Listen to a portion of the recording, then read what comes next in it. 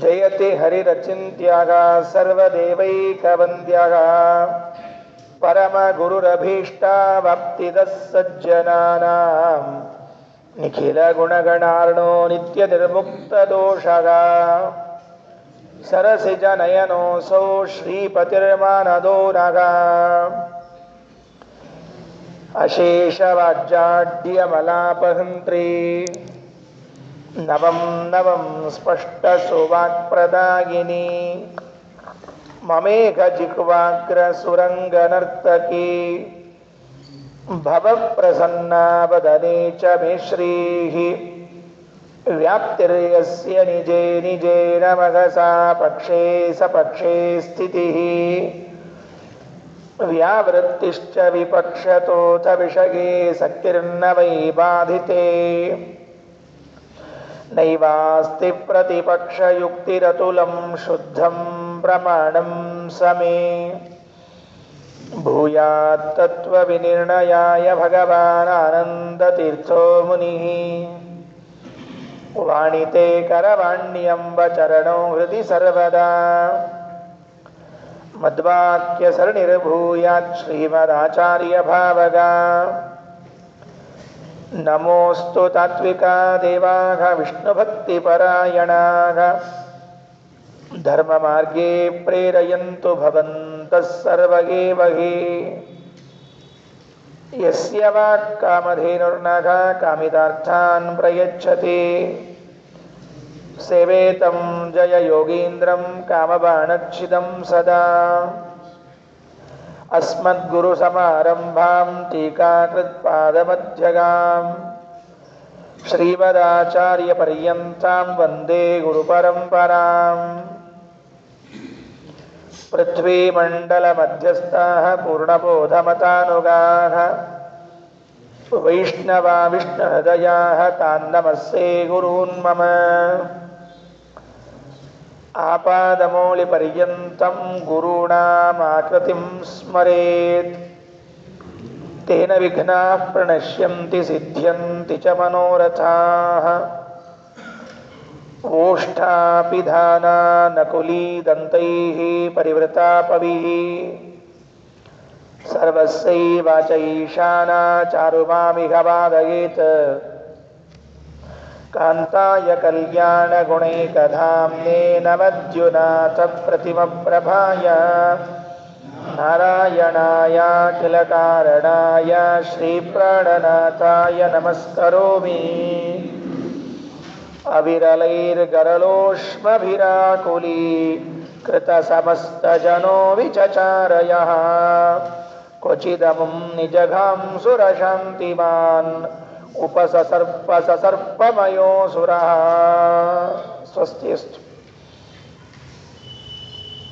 ವಾಸುದೇವನ ಉಪನಯನ ಆಯಿತು.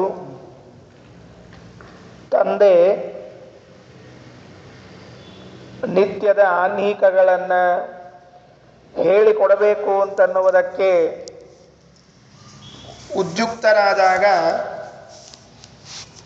ಮಗನೇ ಮಾಡುವ ಆಚರಣೆಗಳನ್ನು ಕಂಡು ಆಶ್ಚರ್ಯದಿಂದ ತಾವೇ ಕಲಿತುಕೊಳ್ಳುವ ಪ್ರಸಂಗ ಬಂತಂತೆ. ಕೌಪೀನ ಮಾತ್ರಧಾರಿಯಾಗಿ ತನ್ನ ನಿಜವಾದ ಸಂಪತ್ತನ್ನು ಜಗತ್ತಿಗೆ ತಿಳಿಸದೆ ಬ್ರಹ್ಮಚಾರಿಗಳು ಹೇಗೆ ಇರಬೇಕು ಅಂತನ್ನುವುದನ್ನು ಲೋಕ ಶಿಕ್ಷಣವನ್ನು ಮಾಡ್ತಾ ಇದ್ದಾಗ ಒಂದು ಅಸುರ ಸಂಹಾರದ ಘಟನೆಯನ್ನು ಉಲ್ಲೇಖ ಮಾಡ್ತಾರೆ ಸುಮಧ್ವ ವಿಜಯಕಾರರು. ವಾಸುದೇವ ತೀರ್ಥದಲ್ಲಿ ಸ್ನಾನ ಮಾಡಿ ಬರ್ತಾ ಇದ್ದಾಗ ಅಮ್ಮ ಅಪ್ಪ ಎಲ್ಲ ಕೇಳಿದ್ರಂತೆ, ಏನೋ ಯಾವಾಗಲೂ ಆಲೋಚನೆ ಮಾಡ್ತಾ ಇರ್ತೀಯಲ್ಲ, ಏನು ನಿನ್ನ ಮನಸ್ಸಿನಲ್ಲಿ ಇದ್ದದ್ದು ಅಂತ ಕೇಳಿದರೆ ವಾಸುದೇವ ಹೇಳಿದ, ನಾನು ವೈಷ್ಣವ ಸಿದ್ಧಾಂತವನ್ನು ಸ್ಥಾಪನೆ ಮಾಡ್ತೇನೆ.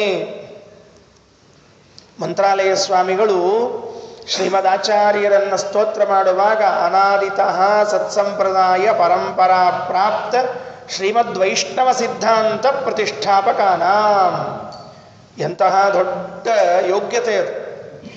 ಅನಾದಿತಃ ಸತ್ಸಂಪ್ರದಾಯ ಪರಂಪರಾ ಪ್ರಾಪ್ತ ಶ್ರೀಮದ್ ವೈಷ್ಣವ ಸಿದ್ಧಾಂತ. ಇವತ್ತು ನಿನ್ನೆ ಬಂದ ಸಿದ್ಧಾಂತ ಅಲ್ಲ.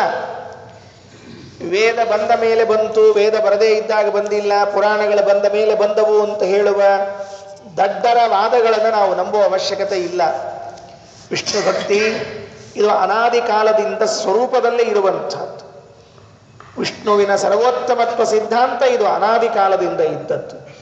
ಇರುವ ಸಿದ್ಧಾಂತವನ್ನೇ ಮತ್ತೆ ಪುನರುಜ್ಜೀವನವನ್ನಗೊಳಿಸಿ ಜೀರ್ಣೋದ್ಧಾರವನ್ನಗೊಳಿಸಿದ ವ್ಯಕ್ತಿ ಅದು ವಾಸುದೇವ. ಮುಂದೆ ಆಶ್ರಮ ತೆಗೆದುಕೊಂಡು ಆನಂದ ತೀರ್ಥ ಭಗವತ್ಪಾದಾಚಾರ್ಯರಾದಾಗ ಆ ದಂಡವನ್ನು ಹಿಡಿದುಕೊಂಡು ಬರ್ತಿದ್ದಾಗ ಬ್ರಹ್ಮಚಾರಿಗಳು ಸನ್ಯಾಸಿಗಳು ಇಬ್ಬರೂ ದಂಡವನ್ನು ಹಿಡಿದುಕೊಂಡು ಬರಬೇಕು. ಎಲ್ಲಿ ಹೋದರೂ ಒಂದು ದಂಡ ಕೈಯಲ್ಲಿ ಇರಬೇಕಂತ.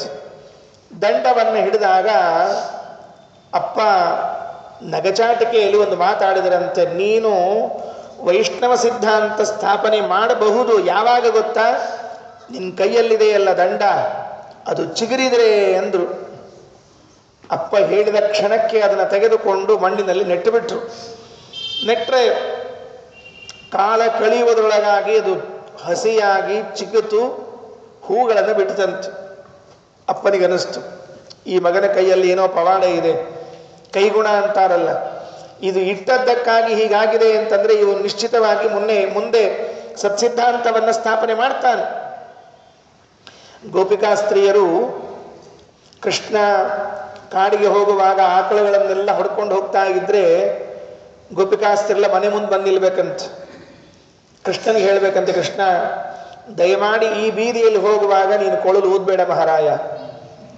ಅವನಂದ, ನನ್ನ ಪಾಡಿಗೆ ನಾನು ಕೊಳಲು ಊದಿದ್ರೆ ನಿಮಗೇನು ಗಂಟು ಹೋಗೋದು, ನಾನಿಷ್ಟಕ್ಕೆ ನಾನು ಊದ್ಕೊಂಡು ಹೋಗ್ತೀನಿ ಅಂದರು. ನೀ ಕೊಳಲು ಊದಿದ್ರೆ ನಮ್ಮ ಅಡಿಗೆ ಆಗಂಗಿಲ್ಲ ಅಂದ್ರು ಅವರು. ಅವ ಅಂದ, ಕೊಳಲು ಊದೋದಕ್ಕೂ ಅಡಿಗೆ ಆಗದೇ ಇರೋದಕ್ಕೂ ಕಿಂಕೇನ ಸಂಗತಂಬಂದ ಅವನು. ಆಗ ಅವ್ರು ಹೇಳಿದ್ರಂತೆ, ಮಾಮಾಬಾದಯ ಗಾನಲೋಲ ಮುರಳೀಂ ತನ್ನಾದ ತಶ್ಚೇಂದನಂ. ನೀ ಮುರಳಿಯ ನಾದವನ್ನ ಮಾಡಿದರೆ ನಾವೇನು ಅಡಿಗೆ ಮನೆಯಲ್ಲಿ ಒಲಿಯಲ್ಲಿ ಕಟ್ಟಿಗೆ ಇಟ್ಟಿರ್ತೀವಲ್ಲ, ಆ ಕಟ್ಟಿಗೆ ಎಲ್ಲ ಹಸಿಯಾಗಿ ಪ್ರಾರಂಭ ಆಗ್ತದೆ. ಹಸಿಯಾಗಿ ಪ್ರಾರಂಭ ಮಾಡಿದರೆ ಅದು ಚಿಗುತ್ಕೊಳ್ತದೆ. ನಿನ್ನ ಮುರಳಿಯ ನಾದವನ್ನು ಕೇಳಿದ ಕೂಡಲೇ ಒಣಗಿದ ಕಟ್ಟಿಗೆ ಹಸಿಯಾಗಿ ಅದರಲ್ಲಿ ಜೀವ ತುಂಬಲಿಕ್ಕೆ ಪ್ರಾರಂಭ ಆಗ್ತದೆ. ನೀನು ಹೀಗೆ ಮುರಳಿಯ ನಾದ ಮಾಡ್ತಾ ಇದ್ರೆ ನಮ್ಮ ಅಡಿಗೆ ಇಲ್ಲ, ಊಟ ಇಲ್ಲ, ಏನಿಲ್ಲ, ಮನೆಯಲ್ಲಿ ಬಯಸ್ಕೊಳ್ತೀವಿ ನಾವು. ಅದಕ್ಕೆ ಈ ಬೀದಿ ದಾಟಿದ ಮೇಲೆ ಊದು ಅಂತ ಹೇಳ್ಬೇಕಂತ. ಕೃಷ್ಣನ ಮುರಳಿಯ ನಾದಕ್ಕೆ ಆ ಶಕ್ತಿ ಇದೆ. ಅಂತಹ ಕೃಷ್ಣ ಭಕ್ತನಾದ ಈ ವಾಸುದೇವ ಕೈಯಲ್ಲಿ ಹಿಡಿದು ದಂಡವನ್ನು ಇಟ್ಟರೆ ಅದು ಚಿಗುರಿಕೊಂಡು ನಿಂತ್ಕೊಳ್ತು. ಇದರ ಸಹನ ಮಾಡಲಿಕ್ಕಾಗದೇ ಇರುವಂತಹ ಮಣಿವಂತ ಸರ್ಪಮಯ ಅಸುರ ಸರ್ಪದ ಆಕಾರದಲ್ಲಿ ಬಂದು ನಿಂತು ಆ ಮರವನ್ನು ಕಚ್ಚಿದಂತೆ. ಅದರ ವಿಷ ಭಯಾನಕವಾಗಿತ್ತು. ಅವಿರಲೈರ್ ಗರಲೋಷ್ಮಭಿರಾಕುಲಿ ಕೃತ ಸಮಸ್ತ ಜನೋ ವಿಚಚಾರಯ. ಅದು ಹೇಳುವಾಗ ಅದು ಬುಸುಗುಡ್ತಾ ಇದ್ರೆ ಬಿಸಿ ಬಿಸಿಯಾದ ಗಾಳಿ ಹೊರಗೆ ಬಂದು ವಿಷ ಅಲ್ಲಿದ್ದವರಿಗೆಲ್ಲ ತಾಕಿ ಆ ವಿಷದ ಗಾಳಿಯೇ ಎಲ್ಲರನ್ನ ಎಚ್ಚರ ತಪ್ಪಿಸಬೇಕಂತ. ಅಷ್ಟು ಭಯಾನಕವಾಗಿತ್ತು ಅಂತ ಹೇಳ್ತಾರೆ. ಅಂತಹ ಈ ಮಣಿವಂತನೆಂಬ ಅಸುರ ಬಂದು ಅದನ್ನು ಕಚ್ಚಿದ. ಆ ಮರಕ್ಕೆ ಏನೂ ಆಗಲಿಲ್ಲ. ಮರ ಮತ್ತೆ ಇದ್ದ ಹಾಗೆ ಇತ್ತು. ಅವನು ಅನ್ಕೊಂಡ, ಈ ಮರಕ್ಕೇನಾಗಲಿಲ್ಲ, ಈ ಮರ ನೆಟ್ಟಿದ್ದಾನಲ್ಲ ಅವನೇ ಒಂದು ಕೈ ನೋಡ್ಕೊಳ್ಳೋಣ ಅಂತ ಹೇಳಿದ. ಅಲ್ಲಿ ಅಡ್ಡಾಡ್ತಾ ಇದ್ದ, ಎಲ್ಲ ಪರಿಸರದಲ್ಲಿ ಅಡ್ಡಾಡ್ತಾ ಇದ್ದ. ಜನ ಎಲ್ಲ ಹೇಳಿದ್ರಂತೆ, ವಾಸುದೇವ ಎಲ್ಲಿ ಬೇಕಾದರೂ ಹೋಗು, ಆ ಜಾಗಕ್ಕೆ ಮಾತ್ರ ಹೋಗಬೇಡ. ಯಾಕೆ? ಅಲ್ಲಿ ಒಂದು ಹಾವು ಅಡ್ಡಾಡ್ತಾ ಇದೆ, ನಾವೆಲ್ಲ ಅದಕ್ಕೆ ಮಂತ್ರ ಹಾಕಿಸಿದೆವು. ಮಂತ್ರ ಹಾಕಿದಾಯಿತು, ಅದಕ್ಕೆ ಔಷಧಿ ಹಾಕಿದ್ದಾಯಿತು, ಏನು ಹಾಕಿದರೂ ಕೂಡ ಅದರ ತೀವ್ರತೆ ಕಡಿಮೆ ಆಗ್ತಾ ಇಲ್ಲ ಸರ್ಪದ್ದು. ಅದಕ್ಕೆ ನೀನು ಮಾತ್ರ ಆ ಪ್ರದೇಶಕ್ಕೆ ಹೋಗಬೇಡ ಅಂತ ತಿಳಿದುಕೊಂಡು ಜನ ಎಲ್ಲ ಹೇಳಿದ್ರಂತೆ. ಸುಮ್ಮನೆ ವಾಸುದೇವ ಆಯಿತು ಅಂತ ಅವ್ರ ಮುಂದೆ ಹೇಳಿದ. ನೋಡೇ ಬಿಡೋಣ ಒಂದು ದಿವಸ ಅಂತ ಹೊರಟ. ಎಲ್ಲಿತ್ತು, ಇವತ್ತು ನಾವು ಉಡುಪಿಯಿಂದ ಪಾಚಕಕ್ಕೆ ಹೋಗುವಾಗ ಅಲ್ಲಿ ತೋರಿಸ್ತಾರೆ ಜಾಗವನ್ನು. ಅಲ್ಲಿ ಪಾದ ಚಿಹ್ನೆಗಳೆಲ್ಲ ಮೂಡಿದೆ. ಯಾಕೆ ಅಂದರೆ ವಾಸುದೇವ ಅಲ್ಲಿ ಅದನ್ನು ಮಾಡಿದ್ದು ಕುರ್ಕಾಲು ಅಂತ ಕರೀತಾರಂತೆ ಆ ಭಾಗವನ್ನು. ಇವತ್ತು ಆ ಕುರ್ಕಾಲು ಎಂಬ ಪ್ರದೇಶದಲ್ಲಿ ವಾಸುದೇವನ ಪಾದ ಚಿಹ್ನೆಗಳು ಮೂಡಿದ್ದು ಸರ್ಪ ಮೃತವಾದ ಜಾಗವನ್ನು ತೋರಿಸ್ತಾರೆ. ಹೋದ ಅಲ್ಲಿಗೆ ಆ ಹಾವು ಬಂದದ್ದನ್ನು ಹೇಳ್ತಾ ಇದ್ದಾರೆ. ಅವಿರಲೈರ್ ಗರಲೋಷ್ಮಭಿರಾಕುಲಿ ಕೃತ ಸಮಸ್ತ ಜನೋ ವಿಚಚಾರಯ ಕ್ವಚಿದಮುಂ ನಿಜಘಾಂ ಸುರ ಶಾಂತಿಮಾನ್ ಉಪಸಸರ್ಪಮಯೋ ಸುರಃ. ಕ್ವಚಿತ್ ಒಮ್ಮೆ ಅಮುಂ ಈ ವಾಸುದೇವನನ್ನು ನಿಜಗಾಂಸುಹು ಕೊಲ್ಲಬೇಕೆಂದು ಅಶಾಂತಿಮಾನ್ ಯಾವ ಮಂತ್ರೌಷಧಿಗಳಿಗೂ ಬಗ್ಗದೇ ಇರುವಂತಹ ಅವನು ಉಪಸಸಾರ ಬಂದಿದ್ದಾನೆ. ಉಪಸಸರ್ಪ ಬಂದ. ಆಗ ಅಲ್ಲಿಗೆ ಹೋಗಿ ನಿಂತ್ಕೊಂಡ್ರಂತೆ. ಹೋಗಿ ನಿಂತ್ಕೊಂಡಾಗ ಇದ್ದಕ್ಕಿದ್ದಂತೆ ಬಂದುಬಿಡ್ತು. ವಾಸುದೇವ ಆ ಪ್ರದೇಶಕ್ಕೆ ಹೋದ ಕೂಡಲೇ ಅದೊಂದು ದೊಡ್ಡದಾದ ಸರ್ಪ ಬಂತು. ಬಂದರೆ ಇನ್ನು ಹೆಡೆ ಎತ್ತಿ ತಪ್ಪಿಸಿಕೊಳ್ಳಿಕ್ಕೂ ಅವಕಾಶ ಇರಬಾರದು ಅಂತ ಒಮ್ಮಿಂದೊಮ್ಮೆಲೆ ಎತ್ತಿ ಕಚ್ಚಿಬಿಡ್ತಂತೆ. ಏನಾಗ್ಬೇಡ ಒಮ್ಮಿಂದೊಮ್ಮೆಲೆ ಕಚ್ಚಿದ್ರೆ ತ್ವರಿತ ಮುದ್ಯತ ವಿಸ್ತೃತ ಮಸ್ತಕ ಪ್ರತಿದದಂಶ ಯದೈನಮವೀಕ್ಷತಂ ಪ್ರಭುಪದಾರುಣ ಚಾರು ತರಾಂಗುಲಿ ವಿಹೃತಿ ಪಿಷ್ಟತನು ಪ್ರತತಾಮಸಃ. ತ್ವರಿತಂ ಒಮ್ಮೆಲೆ ಎದ್ದು ಬಿಟ್ರು. ಒಮ್ಮಿಂದೊಮ್ಮೆಲೆ ಹೆಡೆಯನ್ನು ಎತ್ತಿ ಉದ್ಯತ ವಿಸ್ತೃತ ಮಸ್ತಕ ಹೆಡೆಯನ್ನು ಅಗಲ ಮಾಡಿತಂತೆ. ಪ್ರತಿದದಂಶ ಕಚ್ಚೆ ಬಿಡ್ತಂತೆ. ಇದ್ದಕ್ಕಿದ್ದಂತೆ ಹಾವು ಬಂತು ಅಂದ್ರೇನೆ ಸಾಕು. ಹಾವು ಬಂತು ಅಂತಲ್ಲ, ಹಾವು ಬಂದಿತ್ತಂತ ಅಂತ ವಾರ್ತೆ ಕೇಳಿದ್ರೇನೆ ನಮಗೆ ಎಲ್ಲಿ ಎಲ್ಲಿ ಎಲ್ಲಿ ಶುರು ಮಾಡ್ತೀವಿ ನಾವೆಲ್ಲ. ಅದು ನಮ್ಮ ಹತ್ರ ಬರದೇ ಇದ್ರೆ ಸಾಕು ಅಂತ, ಎಲ್ಲಾದ್ರೂ ಬಂದಿರಲಿ ಎಲ್ಲಾದ್ರೂ ಹೋಗಿರ್ಲಿ ಅಂತ. ಅಂಥದ್ದು ಒಮ್ಮಿಂದೊಮ್ಮೆಲೆ ಬಂದು ತ್ವರಿತಂ ಅಂದರೆ ಬೇಗನೆ ಅಂತ ಸಾಮಾನ್ಯವಾಗಿ ಅರ್ಥ. ಆದರೆ ಒಮ್ಮೆಲೆ ಇದ್ದಕ್ಕಿದ್ದಂತೆ ಬಂದುಬಿಡ್ತು. ಉದ್ಯತ ವಿಸ್ತೃತ ಮಸ್ತಕ ಅಗಲವಾಗಿ ಹೆಡೆಯನ್ನ ಮಾಡಿ ಪ್ರತಿದದಂಶ ಯದೈನಂ ಅವೀಕ್ಷತಂ ಎಂದೂ ಏನಾಗದೇ ಇರುವಂತಹ ಇವನಿಗೆ ಕಚ್ಚಬೇಕು ಅಂತ ಬಂತಂತೆ. ಇಂತಹ ಹಾವುಗಳ ವಿಷವನ್ನೇ ಮೂಲತಃ ಪಾನ ಮಾಡಿದ ವಾಯುದೇವ ಅವನಿಗೆ ಕಚ್ಚಬೇಕು ಅಂತ ಬಂತು. ಕಚ್ಚಿಬಿಡ್ತು. ಪ್ರತಿದದಂಶ ಕಚ್ಚೇ ಬಿಟ್ಟಿತು.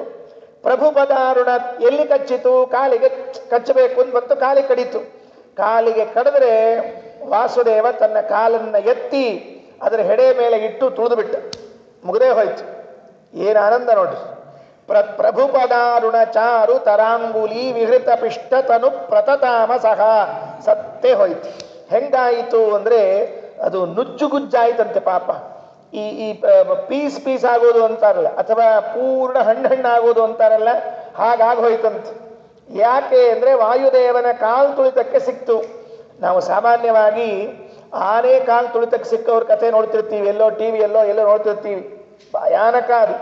ಅವನೇನು ಅಪ್ಪಚ್ಚಿಯಾಗಿ ಹೋಗಿರ್ತಾನೆ.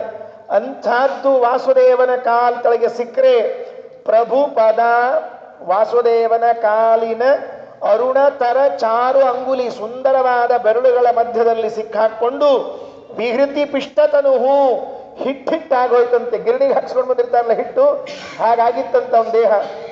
ಆಚಾರ ಹಾವು ಇಷ್ಟು ಸತ್ತದ್ದನ್ನ ಹಿಟ್ಟು ಅಲ್ಲಿಗೆ ಹೋಗ್ಬೇಡ್ರಿ, ನಮ್ಗೆ ಹಿಟ್ಟು ತಿನ್ಬೇಕಾದ್ರೆ ನೆನಪು ಬಂದ್ರೆ ಏನು ಕಥೆ ಮುಂದೆಲ್ಲಾದ್ರು.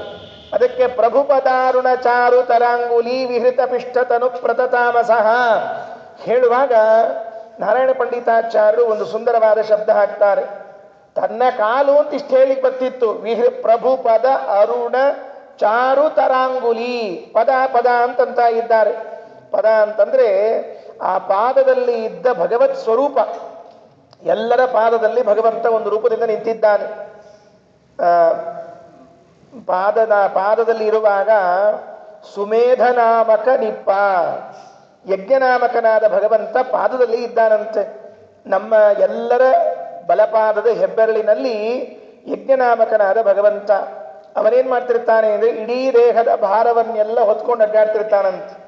ನಾವು ಅನ್ಕೊಂಡಿದ್ದೀವಿ ನಾವೇ ನಡೆದಾಡ್ತೀವಿ ಹೊಡೆದಾಡ್ತೀವಿ ಅಂತ ಹೇಳಿ. ನಮ್ದಲ್ಲೇ ಅಲ್ಲ, ನಮ್ಮ ಪಾದದ ಭಾರವನ್ನೆಲ್ಲ ಹೊತ್ತವನವನು. ಹೀಗಾಗಿ ಆ ಪ್ರಭು ಪದ ವಾಸುದೇವನ ಪಾದದಲ್ಲಿ ಇದ್ದ ನಿಜವಾಗಿ ಸಂಹಾರ ಕರ್ತೃತ್ವ ಭಗವಂತನ ಧರ್ಮ. ಅವನೇ ತುಳಿದಿದ್ದಾನೆ. ಅದಕ್ಕಾಗಿ ಅವನು ಅಲ್ಲಿಗೆ ಮುಕ್ತಾಯವಾಯಿತು.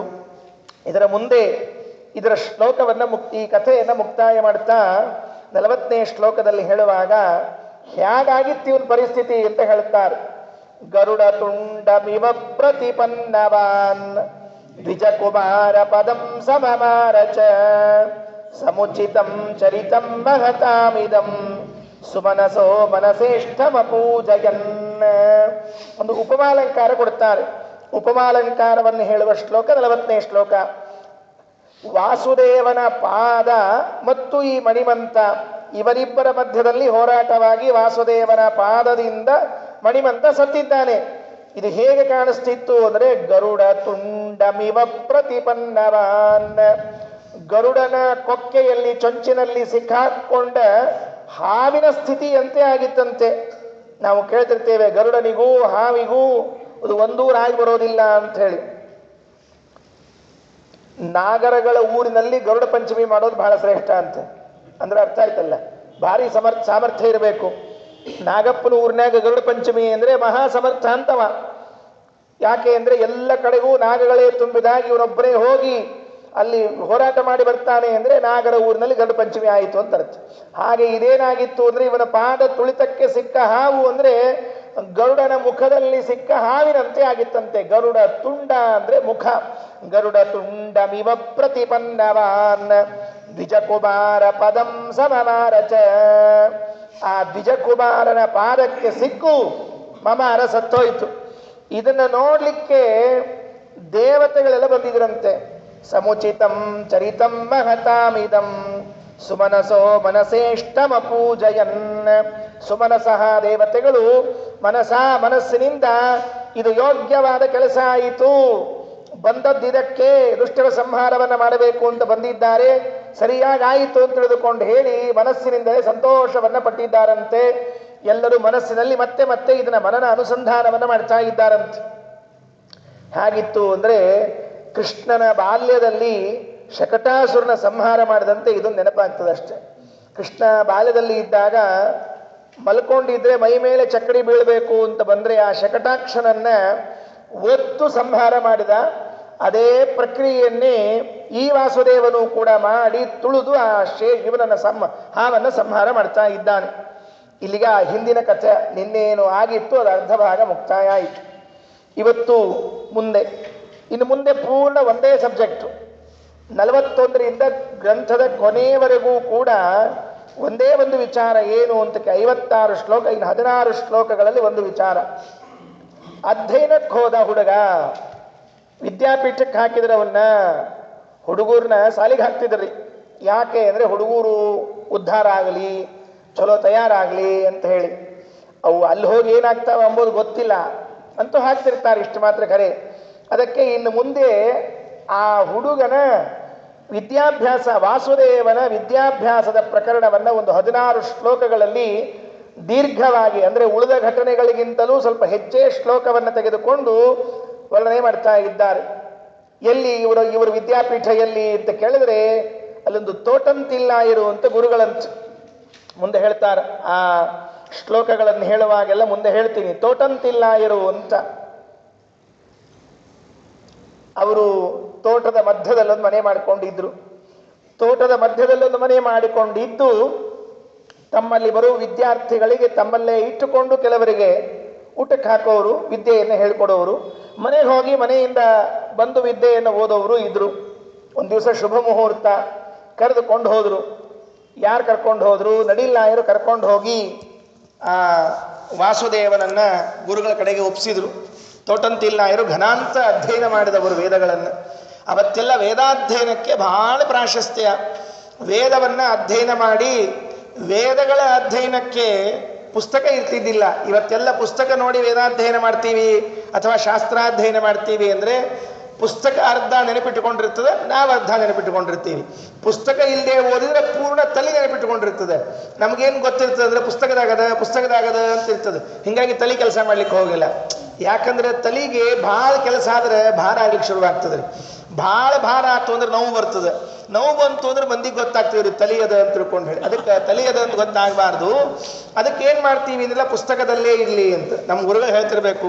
ಪುಸ್ತಕಸ್ಥಾತು ಯಾವಿದ್ಯಾ ಪರಹಸ್ತಗತಂ ಧನಂ ಕಾರ್ಯಕಾಲೇ ಸಮುತ್ಪನ್ನೇ ನಸಾ ವಿದ್ಯಾ ನ ತದ್ಧನಂ ಅಂತ ಹೇಳ್ತಿರ್ಬೇಕು. ಪುಸ್ತಕದಲ್ಲೇ ಇದ್ರೆ ವಿದ್ಯೆ, ಅದು ಪರಹಸ್ತಗತಂ ಧನಂ. ಇನ್ನೊಬ್ಬರ ಕೈಯಾಗ ನಮ್ಮ ದುಡ್ಡು ಇತ್ತು ಅಂದರೆ ಕಾರ್ಯಕಾಲೇ ಸಮುತ್ಪನ್ನೇ, ಬೇಕಾದಾಗ ನೆನಪೇ ಆಗೋದಿಲ್ಲ. ಅದೇ ಅಲ್ಲದ ಇಲ್ಲಿಲ್ಲಲ್ಲ ಅಂತಂತಾರಂತೆ. ಅದಕ್ಕೆ ಹಿಂದಿನ ಕಾಲದಲ್ಲಿ ಹೆಚ್ಚು ಪುಸ್ತಕಗಳನ್ನು ಪ್ರಿಫರ್ ಮಾಡ್ತಿರ್ಲಿಲ್ಲ. ಅವಾಗೆಲ್ಲ ಏನಿತ್ತು ಅಂದರೆ ಮುಖೋದ್ಗತ ಕಂಠಸ್ಥ ಮಾಡೋ ವ್ಯವಸ್ಥೆ ಇತ್ತು. ಕಂಠಪಾಠ ಮಾಡೋದು ಅಂತನ್ನೋದು ಒಂದು ದೊಡ್ಡ ಕಲೆ ಇತ್ರಿ. ಇವತ್ತೆಲ್ಲ ಹೋಗ್ಬಿಟ್ಟದೆ. ಕಂಠಪಾಠ ಇಲ್ಲೇ ಇಲ್ಲಿ, ಈಗೆಲ್ಲ ಪುಸ್ತಕ ಪಾಠ ಅಲ್ಲೇ ನೋಡೋದು, ಅಲ್ಲೇ ಬಿಟ್ಬಿಡೋದು, ಮುಗಿದು ಹೋದ ಕೆಲಸ. ಅದಕ್ಕೆ ಅವತ್ತು ಘನಾಂತ ವೇದಾಧ್ಯಯನವನ್ನು ಮಾಡಿರುವಂತಹ ಒಬ್ಬ ವಿದ್ವಾಂಸರು ತೋಟಂತಿಲ್ಲ ಇರುವಂಥ ಅವರ ಹೆಸರು ಕೂಡ ಹೇಳಿಲ್ಲ ನಾರಾಯಣ ಪಂಡಿತಾಚಾರ್ಯ. ಯಾಕೆ ಗೊತ್ತಾ? ಎಲ್ಲರ ವಿಳಾಸ ಅಡ್ಡಸರಿನಿಂದ ಕರೆಯೋ ಪದ್ಧತಿ. ನಡಿಲ್ಲಾಯರು, ಮೂಡಿಲ್ಲಾಯರು, ತೋಟಂತಿಲ್ಲಾಯರು ಎಲ್ಲರ ಮನೆ ಅಡ್ಡಸರನ್ನು ಇಟ್ಟುಕೊಂಡು ಕರೀತಾ ಇದ್ದಾರೆ. ಹಾಗಾಗಿ ಅವರು ತೋಟಂತಿಲ್ಲಾಯರ ಕಡೆಗೆ ಹೋಗಿ ಒಂದು ಶುಭ ಮುಹೂರ್ತದಲ್ಲಿ ಗುರುಗಳನ್ನು ವಿದ್ಯಾರ್ಥಿಯನ್ನು ಕರ್ಕೊಂಡು ಹೋದರು. ವಾಸುದೇವ ಕೇಳಿದ, ಅಪ್ಪ ಎದಕ್ಕೆ ಕರ್ಕೊಂಡು ಹೊಂಟಿ ಅಂದರು. ಪ್ರಾರಂಭಿಕ ವಿದ್ಯಾಭ್ಯಾಸ ನಾನು ಮಾಡಿಸೀನಿ, ಅಕ್ಷರಾಭ್ಯಾಸ ನಿನ್ನಿಂದಾಗಿ ಅದೆ, ಇನ್ನು ಹೆಚ್ಚಿನ ವಿದ್ಯಾಭ್ಯಾಸ ಇಲ್ಲಾಗಬೇಕು ಗುರುಗಳ ಕಡೆಗೆ ಬಾ ಅಂತ ಕರ್ಕೊಂಡು ಹೋದರು. ಬಂದ ವಿದ್ಯಾರ್ಥಿ ತಯಾರಾಗಿದ್ದ. ಬಂದ ಕೂಡಲೇ ಏನು ಮಾಡ್ಬೇಕು? ಮೊದಲು ನೋಡು ಆಚಾರ್ಯ ನಮಸ್ಕಾರ ಮಾಡು ಮೊದಲು ಅಂದರು. ಆಚಾರ್ಯನಿಗೆ ನಮಸ್ಕಾರ ಮಾಡು, ಗುರುಗಳಿಗೆ ನಮಸ್ಕಾರ ಮಾಡು ಅಂತಂದರೆ ಆ 41ನೇ ಶ್ಲೋಕದಲ್ಲಿ ಈ ವಾಸುದೇವ, ನಡಿಲ್ಲಾಯ ವಾಸುದೇವ ನಮಸ್ಕಾರ ಮಾಡಿದ್ದು ಹೇಗಿತ್ತು ಅಂತ ಹೇಳ್ತಾರೆ. ಕ್ಷಿತಿಸು ಗಿರಿಶ ಗುರು ಅಮರೇಂದ್ರ ಮುಖೈಶ್ಚ ಯಚ್ಚರಣರೇಣುರಧಾರಿ ಸುರಾಂಗ್ರಿಪೈ ಕ್ಷಿತಿಸುರಾಂಗ್ರಿ ಅಭಿವಂದನ ಪೂರ್ವಕಂ ಸವಿದತೆಧ್ಯಯನಂ ಚಲಮಾನುಷಃ ಗಿರೀಶ ಗುರು ಅಮರೇಂದ್ರ ಮುಖೈಶ್ಚ ಯತ್ ಚರಣರೇಣು ಅಧಾರಿ ಸುರಾಧಿಪೈ. ಈ ವಾಸುದೇವನ ಅರ್ಥಾತ್ ವಾಯುದೇವನ ಪಾದ ಧೂಳಿ ನಮ್ಮ ತಲೆ ಮೇಲೆ ಇರಲಿ ಅಂತ ಹೇಳಿ ಕಾಯ್ತಾ ನಿಂತಿದ್ದವರು ಗಿರೀಶ ಗುರು ಅಮರೇಂದ್ರ ಮುಖೈಹಿ ಸುರಾಧಿಕೈಹಿ. ರುದ್ರದೇವರಿಂದ ಪ್ರಾರಂಭ ಮಾಡಿಕೊಂಡು ಎಲ್ಲ ದೇವತೆಗಳು ಈ ವಾಯುದೇವರ ಪಾದಧೂಳಿ ನಮಗೆ ಸಿಕ್ಕರೆ ಸಾಕು ಅಂತ ನಮಸ್ಕಾರ ಹಾಕ್ತಾರಂತೆ ವಾಯುದೇವರಿಗೆ. ಅಂತಹ ವಾಸುದೇವ ಈ ಬ್ರಾಹ್ಮಣನಿಗೆ ತೋಟಂತಿಲ್ಲಾಯನಿಗೆ ನಮಸ್ಕಾರ ಮಾಡಿ ಪಾಠ ಹೇಳಿಕೊಡ್ರಿ ಅಂತ ಕೇಳಿಕೊಂಡ್ರಂತೆ. ಏನು ಆಶ್ಚರ್ಯ! ಇದೊಂದು ಅರ್ಥಾಂತರನ್ಯಾಸ. ಮತ್ತೆ ಗಿರೀಶ ರುದ್ರದೇವರು, ಗುರು ಬೃಹಸ್ಪತ್ಯಾಚಾರ್ಯರು, ಅಮರೇಂದ್ರ ಇಂದ್ರದೇವರು, ಮುಖೈಹಿ ಮೊದಲಾದವರು, ಸುರಾಧಿಪೈಹಿ ಇನ್ನುಳಿದ ದೇವತೆಗಳೆಲ್ಲರೂ ಕೂಡ ಯಚ್ಚರಣರೇಣು ಯಾವ ವಾಯುದೇವರ ಪಾದಧೂಳಿ ಅಧಾರಿ ತಲೆಯ ಮೇಲೆ ಧಾರಣೆ ಮಾಡಿದರು. ಉತ್ಕಂಠ ಕುಂಠ ಕೋಲಾಹಲ ಜವ ವಿದಿತ ಜಸ್ರ ಸೇವಾನುವೃದ್ಧ ಹೇಳುವಾಗ ತ್ರಿವಿಕ್ರಮ ಪಂಡಿತಾಚಾರ್ಯ ಈ ಮಾತನ್ನು ಹೇಳುತ್ತಾರೆ. ವಾಯುದೇವರ ಪಾದಧೂಳಿಯ ಮಹಿಮೆಯನ್ನು ಏನು ಹೇಳಬೇಕು? ವಾಯುದೇವರ ಪಾದಧೂಳಿ ಜನ್ಮ ದಿವ್ಯಾದ್ಯುಪಾದಿ ಪ್ರತಿಹತಿ ವಿರಗ ಪ್ರಾಪಕಾಣಾಂ ಗುಣಾನಾಂ ಅಗ್ರ್ಯಾಣಾಂ ಅರ್ಪಕಾಣಾಂ ಚಿರಬುದಿತ ಚಿದಾನಂದ ಸಂದೋಹದಾನಾಂ ಏತೇಷಾಮೇಷ ದೋಷ ಪ್ರಮುಷಿತ ಮನಸಾಂ ದ್ವೇಷಿಣಾಂ ದೂಷಕಾಣಾಂ ದೈತ್ಯಾನಾಂ ಆರ್ತಿಮಂಧೇ ತಮಸಿ ವಿದದತಾಂ ಸಂಸ್ತವೇ ನಾಸ್ಮಿ ಶಕ್ತಃ. ವಾಯುಸ್ತುತಿಯಲ್ಲಿ ಬರುವ ಈ ಶ್ಲೋಕಗಳು ವಾಯುದೇವರ ಪಾದಧೂಳಿಯ ಮಹಿಮೆಯನ್ನು ಹೇಳುವಂಥದ್ದಂತೆ. ನಮಸ್ಕಾರ ಮಾಡುವಾಗ ಪಾಳಿ ಇರ್ತಿತ್ತಂತೆ, ಸಾಲಾಗಿ ನಿಂತ್ಕೊಳ್ಬೇಕು. ಉತ್ಕಂಠ ಕುಂಠ ಕೋಲಾಹಲ ನಾನು ನಮಸ್ಕಾರ ಮಾಡ್ತೀನಿ ಅಂತ ತಿಳಿದುಕೊಂಡು ಹೇಳಿ ಸಾಲಿನಲ್ಲಿ ನಿಂತವರೆಲ್ಲರೂ ನುಗ್ಗಲು ಮಾಡಿ ನಮಸ್ಕಾರ ಮಾಡಬೇಕಂತೆ ವಾಯುದೇವರಿಗೆ ನಮಸ್ಕಾರ ಅಲ್ಲ, ವಾಯುದೇವರ ನಮಸ್ಕಾರ ಮಾಡುವಾಗ ಆ ವಾಯುದೇವರ ಪಾದವನ್ನು ಇಟ್ಟುಕೊಂಡಿರೋ ಪಾದಪೀಠ, ಆ ಪಾದಪೀಠಕ್ಕೆ ಇವರ ಕಿರೀಟಗಳು ಬಡಿಬೇಕಂತ. ಬಡಿದ್ರೆ ಆ ಕಿರೀಟ, ಈ ಕಿರೀಟದಲ್ಲಿ ಹಾಕ್ಕೊಂಡಿರೋ ಮಣಿ, ಈ ಪಾದಪೀಠದಲ್ಲಿರುವ ಮಣಿಗಳೆಲ್ಲ ಘರ್ಷಣೆ ಆಗಬೇಕಂತೆ. ಅದರ ಪುಡಿಗಳೆಲ್ಲ ಎಲ್ಲ ಕಡೆಗೆ ಹಾರಬೇಕಂತೆ. ಇಷ್ಟು ಗಲಾಟೆ ಇತ್ತಂತೆ. ಕೋಲಾಹಲ. ಯಾಕೆ ಕೋಲಾಹಲ? ನನಗೆ ಸಿಗ್ತದೋ ಇಲ್ಲೋ, ನನಗೆ ನಮಸ್ಕಾರ ಮಾಡ್ಲಿಕ್ಕೆ ಅವಕಾಶ ಸಿಗ್ತದೋ ಇಲ್ಲೋ ಅಂತ ಹೇಳಿ ಸ್ವಾಮಿಗಳು ಮುದ್ರಿ ಕೊಡ್ಬೇಕಾದ್ರೆ, ಮಂತ್ರಾಕ್ಷತೆ ಕೊಡ್ಬೇಕಾದ್ರೆ, ತೀರ್ಥ ಕೊಡ್ಬೇಕಾದ್ರೆ ನುಗ್ಗು ಇರ್ತದೆ ನೋಡ್ರಿ. ಸಿಗ್ತದೋ ಇಲ್ಲೋ ಅಂತ ಹೇಳಿ ಅವ್ರ ಮೇಲೆ ಇವ್ರು ಬಿದ್ದು ಹಾಗೆಲ್ಲ ಆಗೋದಿಲ್ವಾ? ಮಂತ್ರಾಕ್ಷತೆ ಇವ್ರ ಕೈಯಾಗಿಂದು ಯಾರ್ಯಾರ್ದೋ ತಲೆ ಮೇಲೆ ಹೋಗಿರ್ತದೆ. ಕೊನೆಗೆ ಹೊರಗೆ ಬಂದು ನೋಡ್ಕೊಂಡ್ಮೇಲೆ ಅಯ್ಯಯ್ಯ ಮಂತ್ರಾಕ್ಷತನೇ ಇಲ್ಲಲ್ಲ, ಮತ್ತೆ ಪಾಳಿ ಹಚ್ತಿರ್ತಾರೆ. ಹಿಂಗೆಲ್ಲ ಆಗ್ತಿರ್ತದಲ್ಲ, ಅದು ಗಲಾಟೆ ನುಗ್ಗುಲದೆಲ್ಲ ಹಾಗಾಗ್ತಿತ್ತಂತೆ. ಈ ವಾಯುದೇವನ ಪಾದಾರವಿಂದಕ್ಕೆ ತಲೆ ಇಡಬೇಕು, ಧೂಳಿ ಬರಬೇಕು ಅಂತ ಪ್ರಯತ್ನ ಮಾಡ್ತಿದ್ರಂತೆ. ಇಂಥ ವಾಯುದೇವ ಇವತ್ತಿನ ದಿವಸ ಕ್ಷಿತಿಸುರಾಂಗ್ರಿ ಅಭಿವಂದನ ಪೂರ್ವಕಂ. ಕ್ಷಿತಿಸುರ ಅಂದರೆ ಬ್ರಾಹ್ಮಣರು, ಅವರ ಅಂಗ್ರಿ ಅಂದರೆ ಪಾದ, ಅಭಿವಂದನ ಅಂದರೆ ನಮಸ್ಕಾರ ಮಾಡೋದು. ಆ ತೋಟಂತಿಲ್ಲಾಯರಿಗೆ ನಮಸ್ಕಾರ ಮಾಡಿ ಅಧ್ಯಯನಂ ವಿಧದೆ ಪಾಠ ಪ್ರಾರಂಭ ಮಾಡಿದರು. ಛಲ ಮಾನುಷ, ಹೆಸರಿಗೆ ಮಾತ್ರ ಮನುಷ್ಯ ಅಂತ, ಮನುಷ್ಯ ಅಲ್ಲ ಇವರು.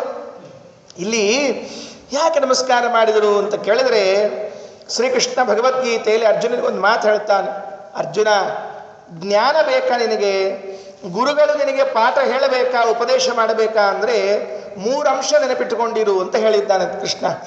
ಅದನ್ನು ಕೇಳಿಸಿಕೊಂಡ ಭೀಮ ಇವತ್ತು ಗುರುಗಳ ಬಳಿ ಹೇಗೆ ಹೋಗಬೇಕು, ಪಾಠ ಹೇಗೆ ಹೇಳಿಸ್ಕೊಳ್ಬೇಕು ಅಂತ ಶಿಕ್ಷಣ ಏನು ಮಾಡಬೇಕಂತೆ?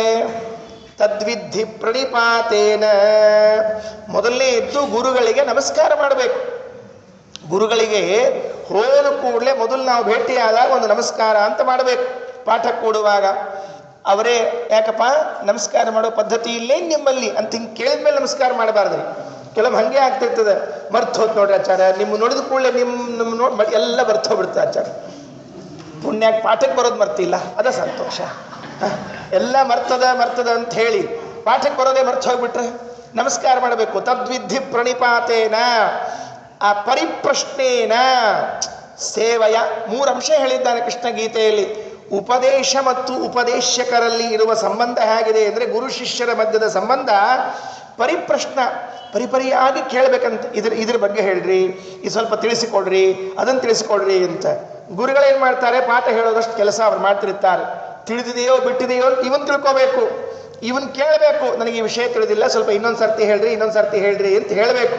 ವಿಷಯಗಳನ್ನು ಕೇಳುವಾಗ ಜಿಜ್ಞಾಸೆಯಿಂದ ಕೇಳಬೇಕು, ಬರೇ ಕೇಳೋದಲ್ಲ, ಸೇವೆಯನ್ನು ಮಾಡಬೇಕು. ಗುರು ಸೇವೆಯನ್ನು ಮಾಡಿ, ಗುರುಗಳಿಗೆ ನಮಸ್ಕಾರವನ್ನು ಮಾಡಿ, ಗ್ರಂಥ ಓದುವಾಗ ಆಸಕ್ತಿಯಿಂದ ಹೇಳಬೇಕಂತ.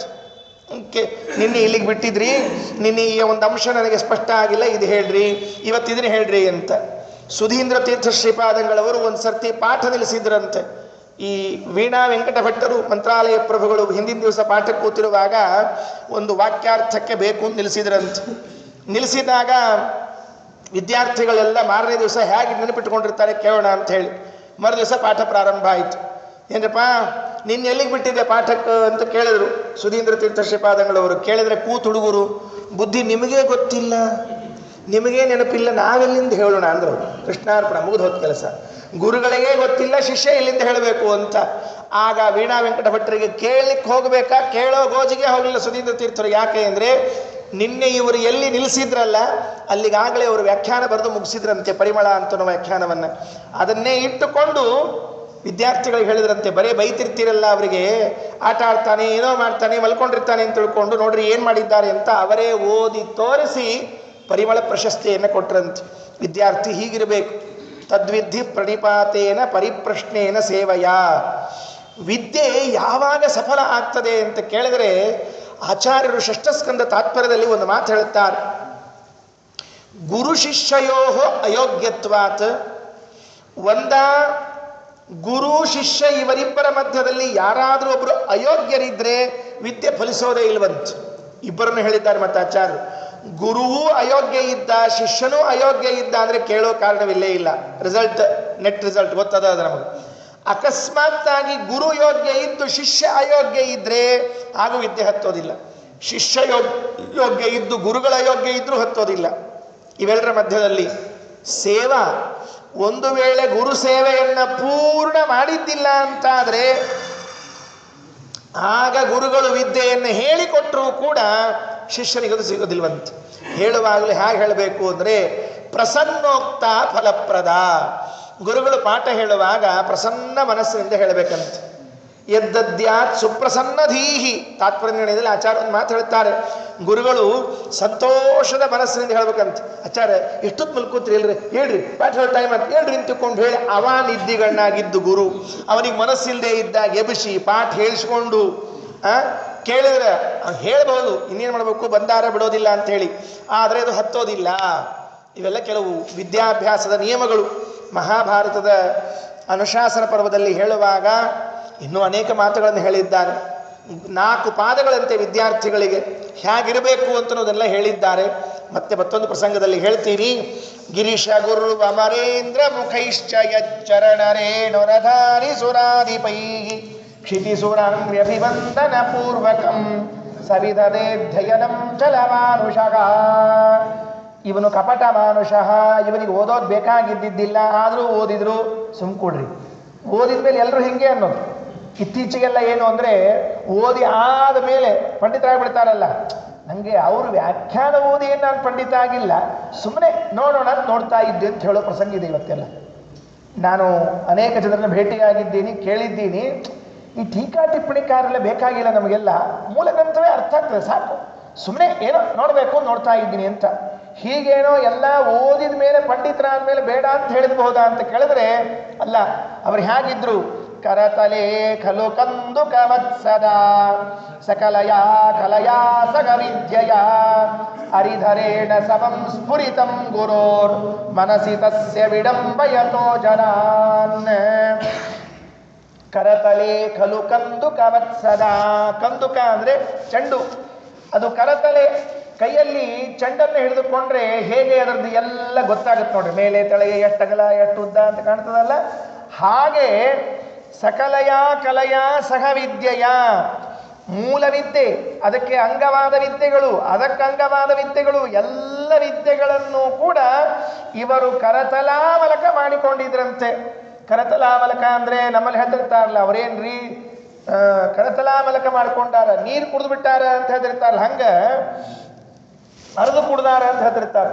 ಅರ್ದು ಕುಡ್ದಾರ, ಕರತಲಾಮಲಕ ಮಾಡ್ಕೊಂಡಾರ ಅಂತ ಹೇಳ್ತಿರ್ತಾರಲ್ಲ, ಹಾಗೆ ಕರತಲಾಮಲಕವಾಗಿತ್ತಂತೆ ಇವರಿಗೆ. ಬರೇ ವಿದ್ಯೆ ಅಲ್ಲ, ಹರಿಧರೇಣ ಸಮಂ, ಹರಿ ಅಂದ್ರೆ ಚಕ್ರ, ಧರ ಅಂದ್ರೆ ಹಿಡಿದವನು, ಹರಿಧರ ಅಂದ್ರೆ ಚಕ್ರಧಾರಿಯಾದ ಪರಮಾತ್ಮನ ಸಹಿತವಾಗಿ ಎಲ್ಲ ವಿದ್ಯೆಗಳು ಅವರಿಗೆ ಬಂದಿತ್ತಂತೆ. ಅಂದ್ರೆ ಎಲ್ಲಾ ಶಾಸ್ತ್ರ ಪ್ರತಿಪಾದ್ಯನಾದ ನಾರಾಯಣನನ್ನ ಪ್ರತ್ಯಕ್ಷಕರಿಸಿಕೊಂಡಿದ್ರಂತೆ. ಏನೋ ಸುಮ್ಮನೆ ಒಂದೆರಡು ಅಕ್ಷರ ಬಂದಿತ್ತು ಉಳಿದು ಬಂದಿದ್ದಿಲ್ಲ ಅಂತಲ್ಲ, ಸಕಲ ವಿದ್ಯೆಗಳು ಆ ಸಕಲ ವಿದ್ಯೆಗೆ ಅಭಿಮಾನಿಯಾದ ನಿಯಾಮಕನಾದ ಭಗವದ್ ರೂಪದ ಜೊತೆಗೆ ಅರ್ಥ ಮಾಡಿಕೊಂಡಿದ್ರಂತೆ. ಅಂತಹ ಅದ್ಭುತವಾದ ಸಾಮರ್ಥ್ಯ ಅವರಿಗಿತ್ತು. ಗುರೋಹೋ ಮನಸಿ ತಸ್ಯ ವಿಡಂಬಯತೋ ಜನ. ಮಹಾಭಾರತ ತಾತ್ಪರ್ಯ ನಿರ್ಣಯದಲ್ಲಿ 32ನೇ ಅಧ್ಯಾಯದ ಒಂದು ಶ್ಲೋಕ, 32ನೇ ಅಧ್ಯಾಯದಲ್ಲಿ ಏನಂತಾರೆ ಆಚಾರ್ಯರು ಅಂದರೆ, ತಾವೇ ಹೇಳಿಕೊಂಡಿದ್ದಾರೆ, ಯಸ್ತತ್ ಪ್ರಸಾದಾತ್ ಅಖಿಲಾಂಶ್ಚ ವೇದಾನ್ ಸಪಂಚರಾತ್ರಾನ್ ಸರಹಸ್ಯ ಸಂಗ್ರಹಾನ್ ವೇದೇತಿಹಾಸಾಂಶ್ಚ ಪುರಾಣಯುಕ್ತಾನ್ ಯಥಾವದನ್ಯ ಅಪಿ ಸರ್ವವಿದ್ಯಾ. ದೇವರ ಅನುಗ್ರಹದಿಂದ ಎಲ್ಲ ವಿದ್ಯೆಗಳು ಕೂಡ ಅವರಿಗೆ ಕರತಲಾಮಲಕ ಆಗಿತ್ತಂತೆ. ಯಾವುದೂ ಹೊಸದಾಗಿ ಬರಬೇಕಾದದ್ದು ಅಂತ ಇಲ್ಲವೇ ಇಲ್ಲ. ಇವತ್ತು ಓದಿ ಕಲಿಯಬೇಕಾದದ್ದು ಅಂತೇನು ಇದ್ದಿದ್ದಿಲ್ವಂತ. ಹೀಗಿದ್ದಾಗ ಆ ವಿದ್ಯಾಪೀಠದಲ್ಲಿ ಸೇರಿಕೊಂಡ್ರು. ಹುಡುಗರು ಶಾಲೆಗೆ ಹೋಗ್ಲಿಕ್ಕೆ ಮೊದಲು ಅಳತಾವ್ರಿ. ನಾವೆಲ್ಲ ಅಳತಿದ್ವಿ ಮೊದಲು, ಒಲ್ಲೆ ಒಲ್ಲೆ ಒಲ್ಲೆ ಅಂತ ಶಾಲೆಗೆ ಹೋಗ್ಲಿಕ್ಕೆ ಮೊದಲು ಅಳತಿದ್ವಿ. ಈಗ ಹುಡುಗರು ಅಳಂಗಿಲ್ರಿ. ಈಗ ಶಾಲೆಗಿರ್ಲಿಕ್ಕೆ ಭಾಳ ಸಂತೋಷ ಪಡ್ತಾವ್ರಿ ಹುಡುಗರು. ಏನು ಉಲ್ಟಾ ಆಗ್ಯದೋ ಏನೋ ಗೊತ್ತಿಲ್ಲ ಶಾಲೆ ಮಹಿಮಾ. ಹಿಂದಕ್ಕೆಲ್ಲ ವಿದ್ಯಾರ್ಥಿಗಳು ವಿದ್ಯಾಪೀಠಕ್ಕೆ ಹೋಗ್ಬೇಕು, ಸ್ಕೂಲ್ಗೆ ಹೋಗ್ಬೇಕು ಅಂತಂದ್ರೆ ಬೇಡ ಬೇಡ ಅಂತ ಅಳೋದು. ಒಂದು 4 ದಿವಸ ರೀ. ಆಮೇಲೆ ಆ ಶಾಲೆ ರುಚಿ ಹತ್ಯು ಅಂತಂದ್ರೆ ಇಷ್ಟು ಉಡಾಳ್ ಟಪ್ಪು ಆಗಿರ್ತಾವೆ ಹುಡುಗರು. ಹೇಳ್ತೀನಿ, ಶಾಲ್ಯಾಗ ಪಾಲಕರನ್ನು ಕರೆಸ್ತಾರೆ, ನಿಮ್ಮ ಹುಡುಗನ ಸ್ವಲ್ಪ ಕಂಟ್ರೋಲಾಗಿ ಇಟ್ಕೊಳ್ರಿ ಅಂತ. ಅವ್ನು ಗಾಬರಿ. ನಮ್ಮ ಮನ್ಯಾಗ ಈ ಹುಡುಗ ಬಾಯಿ ಸತ್ತದ್ದಿದ್ದು, ಏನೂ ಮಾತಾಡಂಗಿಲ್ಲ. ಇಲ್ಲೇನು ಮಾಡ್ತೀವಿ, ಏನು ಮಾತಾಡ್ತಾನ್ರಿ ನಿಮ್ಮ ಹುಡುಗ, ಇಲ್ಲಿ ಎಲ್ಲರ ಮನ್ಯಾಗ ಮಾತಾಡ್ಲಿಕ್ಕೆ ಬಿಡ್ತಿರೋ ಇಲ್ಲೋ ಅಂತ ಕೇಳ್ತಿರ್ತಾರೋ ಹಂಗೆ. ಅಂದ್ರೆ ಅಷ್ಟು ಪರಿ ಬದಲಾವಣೆ ಆಗಿಬಿಟ್ಟಿರ್ತದೆ ಇದಕ್ಕೆ ಹೋದ್ಕೊಳ್ಳಿ. ಹಾಗೆ ಈ ಹುಡುಗ 4 ದಿವಸ ಸೇರೋ ತನಕ ಸುಮ್ಮನೆ ಇದ್ದ. ಸೇರಿದ ಮೇಲೆ ಶುರುವಾಯಿತಂತೆ ಒಂದು ಏನು ಆಟ ನೋಡ್ರಿ, ಎಷ್ಟು ಚೆನ್ನಾಗಿ ಆಟ ಆಡ್ತಿದ್ದಾರೆ ಅಂದರೆ, ಅನಧಿಕೈರಧಿಕೈಶ್ಚ ವಯಸ್ಯತೋ ಬಹುಭಿರಧ್ಯಯನೋ ಪರಮಾಂತರೇ ಅನಿಕಟೇ ವಟುಬಿರ್ಗುರೋ ಸವಿಜಹಾರ ಸುಖೀ ಸಖಿ ವಿಸ್ಸವಂ. ಭಾರಿ ಆಟ, ಒಂದೊಂದೊಂದೊಂದೇ ಆಟವನ್ನು ಹೇಳ್ತಾ ಇದ್ದಾರೆ. ಅನಧಿಕೈಹಿ ಅಧಿಕೈಶ್ಚ ವಯಸ್ಯತೋ, ತನ್ನ ವಯಸ್ಸಿನವರ ಜೊತೆಗೂ ತನ್ನ ವಯಸ್ಸು ಮೀರಿದವರ ಜೊತೆಗೂ ಆಟ ಆಡ್ತಾ ಇದ್ದಂತೆ ವಾಸುದೇವ. ಅನಧಿಕೈಹಿ ಅಧಿಕೈಹಿ, ತನಗಿಂತಲೂ ಹೆಚ್ಚಿನ ವಯಸ್ಸಿನವರು ಹೆಚ್ಚಿನ ವಯಸ್ಸಲ್ಲದೇ ಇದ್ದವರು ಇಬ್ಬರ ಜೊತೆಗೂ ಆಟ ಪ್ರಾರಂಭ ಆಯಿತು. ಬಹುಬಿಹಿ, ಯಾವಾಗ ಆಟ ಆಡ್ತಾ ಇದ್ದ ಅಂದರೆ ಅಧ್ಯಯನ ಪರಮಾಂತರೆ, ಯಾವಾಗ ಗುರುಗಳು ಪಾಠ ಹೇಳಿ ಮುಗಿಸಿ ಸ್ವಲ್ಪ ಹೊತ್ತು ಕೂತಿರ್ರಿ ಬರ್ತೀನಿ ಅಂತ ಒಳಗೆ ಹೋಗಿರ್ತಿದ್ರಲ್ಲ, ಆವಾಗ ಶುರು ಆಟ ಹಾಕೋದು, ಧಾನ್ಯ ಹಾಕೋದು. ಅನಿಕಟೆ ವಟುಬಿಹಿ ಪಟುಬಿರ್ ಗುರೋಹೋ, ಗುರೋಹೋ ಅನಿಕಟೆ, ಗುರುಗಳ ಹತ್ತಿರದಲ್ಲಿ ಇರಲಿಲ್ಲ ಅಂದರೆ ಎಲ್ಲ ಬಾಲಕರನ್ನು ಸೇರೋದು. ಸವಿಜಹಾರ ಸುಖಿ ಸಖಿಬಿಸ್ಸವಂ. ಏನು ಆಟ ಆಡ್ತಾ ಇದ್ರು ಅನ್ನೋದಕ್ಕೆ ಮುಂದಿನ ಶ್ಲೋಕಗಳಲ್ಲಿ ಆ ಒಂದು ಆಟಗಳು, ಮುಂದಿನ 3-4 ಶ್ಲೋಕಗಳಲ್ಲಿ ಆ ವಿದ್ಯಾಪೀಠದಲ್ಲಿ ಆಡೋ ಆಟಗಳ ಬಗ್ಗೆ ಹೇಳ್ತಾ ಇದ್ದಾರೆ. ಇವತ್ತೆಲ್ಲ ಕ್ರಿಕೆಟೇ ಆಡೋದು ವಿದ್ಯಾಪೀಠದಲ್ಲೂ, ಫುಟ್ಬಾಲು ಕ್ರಿಕೆಟ್, ಬೇರೆ ಇನ್ಯಾವ ಆಟ ಆಡೋದಿಲ್ಲ. ಈ ಮೊದಲೆಲ್ಲ ಬೇರೆ ಬೇರೆ ಆಟಗಳಿದ್ದು ಇವತ್ತೆಲ್ಲ ವ್ಯತ್ಯಾಸ ಆಗಿದೆ. ಅದರಿಂದ ಅದು ಹೇಳ್ತಾನೆ, ಪದ ಮುದೀರ್ಯ ಜವೇನ ಇಯಾಸಿತಂ ಧೃತ ಸಖೇಶ್ವಭವತ್ಸ ಪುರಸ್ಸರಃ ಅಯಮಯತ್ನತಯೇತಿ ನ ವಿಸ್ಮಯೋ ನನು ಮನೋಜವಜಿತ್ ಪವನೋಕ್ಯಸೌ. ಪದ ಮುದೀರ್ಯ ನೋಡ್ರಿ, ಅಲ್ಲಿವರೆಗೆ ಓಡಬೇಕು. ಯಾರು ಫಸ್ಟ್ ಬರ್ತಾರೋ ಶುರುವಾಯ್ತು ನೋಡ್ರಿ. ಪದ ಮುದೀರ್ಯ, ಪದ ಅಂದರೆ ಇವರು ಹೋಗುವ ಜಾಗ, ಅದೊಂದು ಗುರಿ, ಅದನ್ನು ಹೇಳಿ ಅಲ್ಲಿ ಮುಟ್ಟಬೇಕು. ಯಾರು ವೇಗವಾಗಿ ಮುಟ್ತಾರೋ ಅಂತ ಹೇಳಿ ಜಾಗ ಗುರ್ತು ಮಾಡಿ ಕೊಟ್ಟು, ತನ್ನ ವಯಸ್ಸಿನವರು, ತನ್ನ ಮೇಲಿನ ವಯಸ್ಸಿನವರು, ಗುರುಕುಲದಲ್ಲಿ ಇದ್ದ ಎಲ್ಲ ವಿದ್ಯಾರ್ಥಿಗಳನ್ನು ಜೊತೆಗೆ ನಿಲ್ಲಿಸ್ಕೊಂಡು ರೆಡಿ ಸ್ಟಡಿ ಗೋ ಅಂತಂತಾರೆ ನೋಡ್ರಿ. ಪಾಪ ಇವಾಗ ರೆಡಿ ಸ್ಟಡಿ ಗೋ ಅಂದ್ರೆ ಹಿಂಗೆ ಓಡ್ಬೇಕು ಗೊತ್ತಾಗಿಲ್ಲ. ಕೆಲವು ಹಂಗೆ ಆಗ್ತಿರ್ತದೆ. ಎಲ್ಲೋ ಬಂದು ಫೇಸ್ಬುಕ್ಕಲ್ಲಿ ನೋಡ್ತಾ ಇದ್ದೆ, ಆ ಹುಡುಗರನ್ನ ಓಡಾಟಕ್ಕೆ ನಿಲ್ಲಿಸಿಬಿಟ್ಟಾರ, ರೆಡಿ ಸ್ಟಡಿ ಗೋ ಅಂದಾರ. ಹುಡುಗರು ಉಲ್ಟಾ ಓಡ್ಲಿಕ್ಕೆ ಶುರು ಮಾಡಿಬಿಟ್ರು. ಆ ಪಾಪ ಸೀಟಿ ಹೊಡಿತಾರೆ, ಹಂಗಲ್ಲ ಹಿಂಗೆ ಅಂತ ತಿಳ್ಕೊಂಡು ಹೇಳಿ ಕೊನೆಗೆ ಉಲ್ಟಾ ಓಡಿ ಬಂದದ್ದೇ ಆಯ್ತು, ಕಾಂಪಿಟೇಷನ್ ಮುಗೀತು ಅಂತ ಹೇಳ್ಬಿಟ್ಟು. ಹಾಗಾಗಬಾರ್ದು. ಅದಕ್ಕೆ ಈ ನಿಂತ್ಕೊಂಡು ಯಾರೋ ಒಬ್ರು ಹೇಳಬೇಕು 1 2 3 ಓಡ್ರಿ ಅಂತ ಹೇಳಿ ಓಡ್ಲಿಕ್ಕೆ ಪ್ರಾರಂಭ ಮಾಡಬೇಕು. ಪದ ಮುದೀರ್ಯ ಜವೇನ ಇಯಾಸಿತಂ ಧೃತ ಸಖೇಶ್ವಭವತ್ಸ ಪುರಸ್ಸರಃ ಅಯಮಯತ್ನತಯೇತಿ ನ ವಿಸ್ಮಯೋ ನನು ಮನೋಜವಜಿತ್ ಪವನೋಕ್ಯಸೌ. ವೇಗವಾಗಿ ಓಡಬೇಕು. ಎಲ್ಲರೂ ಓಡ್ತಾ ಇದ್ದಾರೆ. ಕೆಲವರಿಗೆಲ್ಲ ಇವನ ಮೇಲೆ ಕಣ್ಣು, ಈ ಹೊಸದಾಗಿ ಸೇರ್ಕೊಂಡಿರ್ತಾರೆ ನೋಡ್ರಿ, ಅವ್ರ ಮೇಲೆ ಜಾಸ್ತಿ ಕಣ್ಣಿರ್ತದೆ ಯಾವಾಗಲೂ. ಅವನೇನು ಮಾಡ್ತಾನೆ ನೋಡೋಣ ಅಂತ ಹೇಳಿ ಅವನು ಹಿಂದೆ ನೋಡಬೇಕು, ನೋಡ್ತಾ ಇದ್ದಾರೆ, ಹಿಂದೆ ಕಾಣಿಸ್ತಾ ಇಲ್ಲ. ಈ ಹುಡುಗ ಎಲ್ಲಿ ಹೋದ, ಹಿಂದೆ ಇಲ್ಲಲ್ಲ ಇವ ವಾಸುದೇವ ಅಂತ ಹಿಂದೆ ಮುಂದೆ ನೋಡ್ತಾರೆ. ಅಲ್ಲಿ ನಿಂತ್ಕೊಂಡು ಯಾಕೆ ಇಷ್ಟು ಲೇಟ್ ಮಾಡಿದೆ ಬರ್ರಿ ಎಂದವ. ನೀ ಯಾವಾಗ ಹೋದ್ಯೋ ಮಹಾರಾಯ ಅಂದರು. ಅವಾಗೇ ಮುಟ್ಟಿದಲ್ಲ ಅಂದವ. ಅಯ್ಯೋ ಕರ್ಮನೆ ಅಂದರು. ಗೊತ್ತೇ ಆಗಲಿಲ್ಲ. ಇವನು ಹೋಗಿದ ವೇಗವೇ ಗೊತ್ತಾಗಿಲ್ವಂತೆ. ಇವರೆಲ್ಲ ಅಲ್ಲಿ ನಿಂತ್ಕೊಂಡು ಯಾವಾಗ ಬರ್ತಾನೆ ಈ ಹುಡುಗ ಅಂತ, ಈ ವಯಸ್ಸಾದ ಸ್ವಲ್ಪ ದೊಡ್ಡವರಿದ್ದವರೆಲ್ಲ ಮುಂದೆ ಓಡ್ತಾ ಇದ್ರು. ಮುಂದೆ ಓಡಿದವರಿಗೆಲ್ಲ ಒಂದು ಅಭಿಮಾನ, ನಾನೇ ಫಸ್ಟ್ ಬರ್ತೀನಿ ಅಂತ ಓಡ್ತಾ ಇದ್ರೆ ಯಾಕೋ ಸುಮ್ಮನೆ ಒಂದು ಸರ್ತಿ ಹಿಂತಿರುಗಿ ನೋಡಬೇಕು ಅನ್ನಿಸ್ತು. ನೋಡ್ತಾರೆ, ವಾಸುದೇವ ಇಲ್ಲ. ಎಲ್ಲಿ ಹೋದ ಈ ವಾಸುದೇವ ಅಂತ ಹೀಗೆ ನೋಡುವಾಗ ಅಲ್ಲಿ ನಿಂತ್ಕೊಂಡಿದ್ದ ಗುರಿ ಹತ್ರ. ಎಷ್ಟು ಸ್ಲೋಪ ನೀನು, ಇಷ್ಟು ನಿಧಾನಕ್ಕೆ ಓಡಿದ್ರೆ ಎದ್ದು ಬರಬೇಕು ಮುಂದೆ ಹೇಳೋಣ ಅಂತಂದ್ಬಿಟ್ಟ. ಆಗ ಪಂಡಿತಾಚಾರ್ಯ ಅಂತಾರೆ, ಇವ್ರನ್ನ ಗೆದ್ರು ಅಂತ ಏನು ಹೇಳಬೇಕು, ನಾನು ಮನೋಜವಜಿತ್ ಪವನೋಕ್ಯಸೌ. ಮನಸ್ಸಿನ ವೇಗವನ್ನೇ ಗೆದ್ದವನಿವನು. ಈ ಮನುಷ್ಯರ ವೇಗವನ್ನು ಗೆಲ್ಲೋದು ಏನು ದೊಡ್ಡದು. ಮನೋಜವಂ ಮಾರುತ ತುಲ್ಯ ವೇಗಂ ಜಿತೇಂದ್ರಿಯಂ ಬುದ್ಧಿಮತಾಂ ವರಿಷ್ಠಂ. ಎಂತಹ ಅದ್ಭುತ. ಮನಸ್ಸಿನ ವೇಗ ಎಂಥದ್ದು ಅಂತ ಅರ್ಥ ಮಾಡಿಕೊಂಡ್ರೆ ಅದನ್ನೂ ಮೀರಿದ ವೇಗ ಈ ವಾಯುದೇವರ ವೇಗ ಅಂತ ಅರ್ಥ ಆಗ್ತದೆ. ಮನಸ್ಸಿನ ವೇಗ ಎಂಥದ್ದು, ಹಿಂಗೆ ಕೂತಿರ್ತೀವಿ, 50 ವರ್ಷದ ಕೆಳಗೆ ಹೋಗಿರ್ತೀವಿ ರೀ ಮನಸ್ಸಾಗಲೇ. 50 ವರ್ಷ ಆದವ್ರಿಗೆ ಮತ್ತೆ ಸುಮ್ಮನೆ 20 ವರ್ಷದವ್ರು ಇದ್ದವ್ರು 50 ವರ್ಷ ಕೆಳಗೆ ಹೋಗ್ಬೇಡ್ರಿ. ಮತ್ತೆ ಅವಸರದಾಗ ಆಚಾರ್ಯ ಹೇಳಿದ್ರು 50 ವರ್ಷದ ಕೆಳಗೆ ಅಂತ ಹೋಗ್ಲೇ ಇಲ್ಲ ನೋಡ್ರಿ ಬೇಡ್ರಿ. ನಮ್ಮ ವಯಸ್ಸು ನೋಡ್ಕೊಂಡು ಹೇಳ್ತಿರ್ಬೇಕು. 70-80 ವರ್ಷದವ್ರು ಹಿಂಗೆ ಅನ್ಕೊಂಡು ಕೂಡಲೇ 10ನೇ ವರ್ಷಕ್ಕೆ ಹೋಗ್ಬಿಟ್ಟಿರ್ತದೆ. ಒಂದು ಕ್ಷಣದಲ್ಲಿ ಮನಸ್ಸು 10ನೇ ವಯಸ್ಸಿನಲ್ಲಿ ನಡೆದ ಘಟನೆಯನ್ನು ನೆನಪು ಮಾಡಿಕೊಳ್ತದೆ. ಅಂದರೆ ವೇಗ ಎಷ್ಟು ವಿಚಾರ ಮಾಡಿಕೊಳ್ರಿ. ಅಂದರೆ 40-50 ವರ್ಷಗಳನ್ನು ಕ್ಷಣ ಮಾತ್ರದಲ್ಲಿ ದಾಟಿಬಿಡ್ತದೆ. ಅಷ್ಟು ವೇಗ ಮನಸ್ಸಿಂದು. ಇಂತಹ ವೇಗವನ್ನು ಮೀರಿದ ವೇಗ ಯಾರ್ದು ಅಂದರೆ ವಾಯುದೇವರ ವೇಗ. ಯಾಕೆ ಅಂತ ಯಾರೋ ಪ್ರಶ್ನೆ ಕೇಳಿದರು.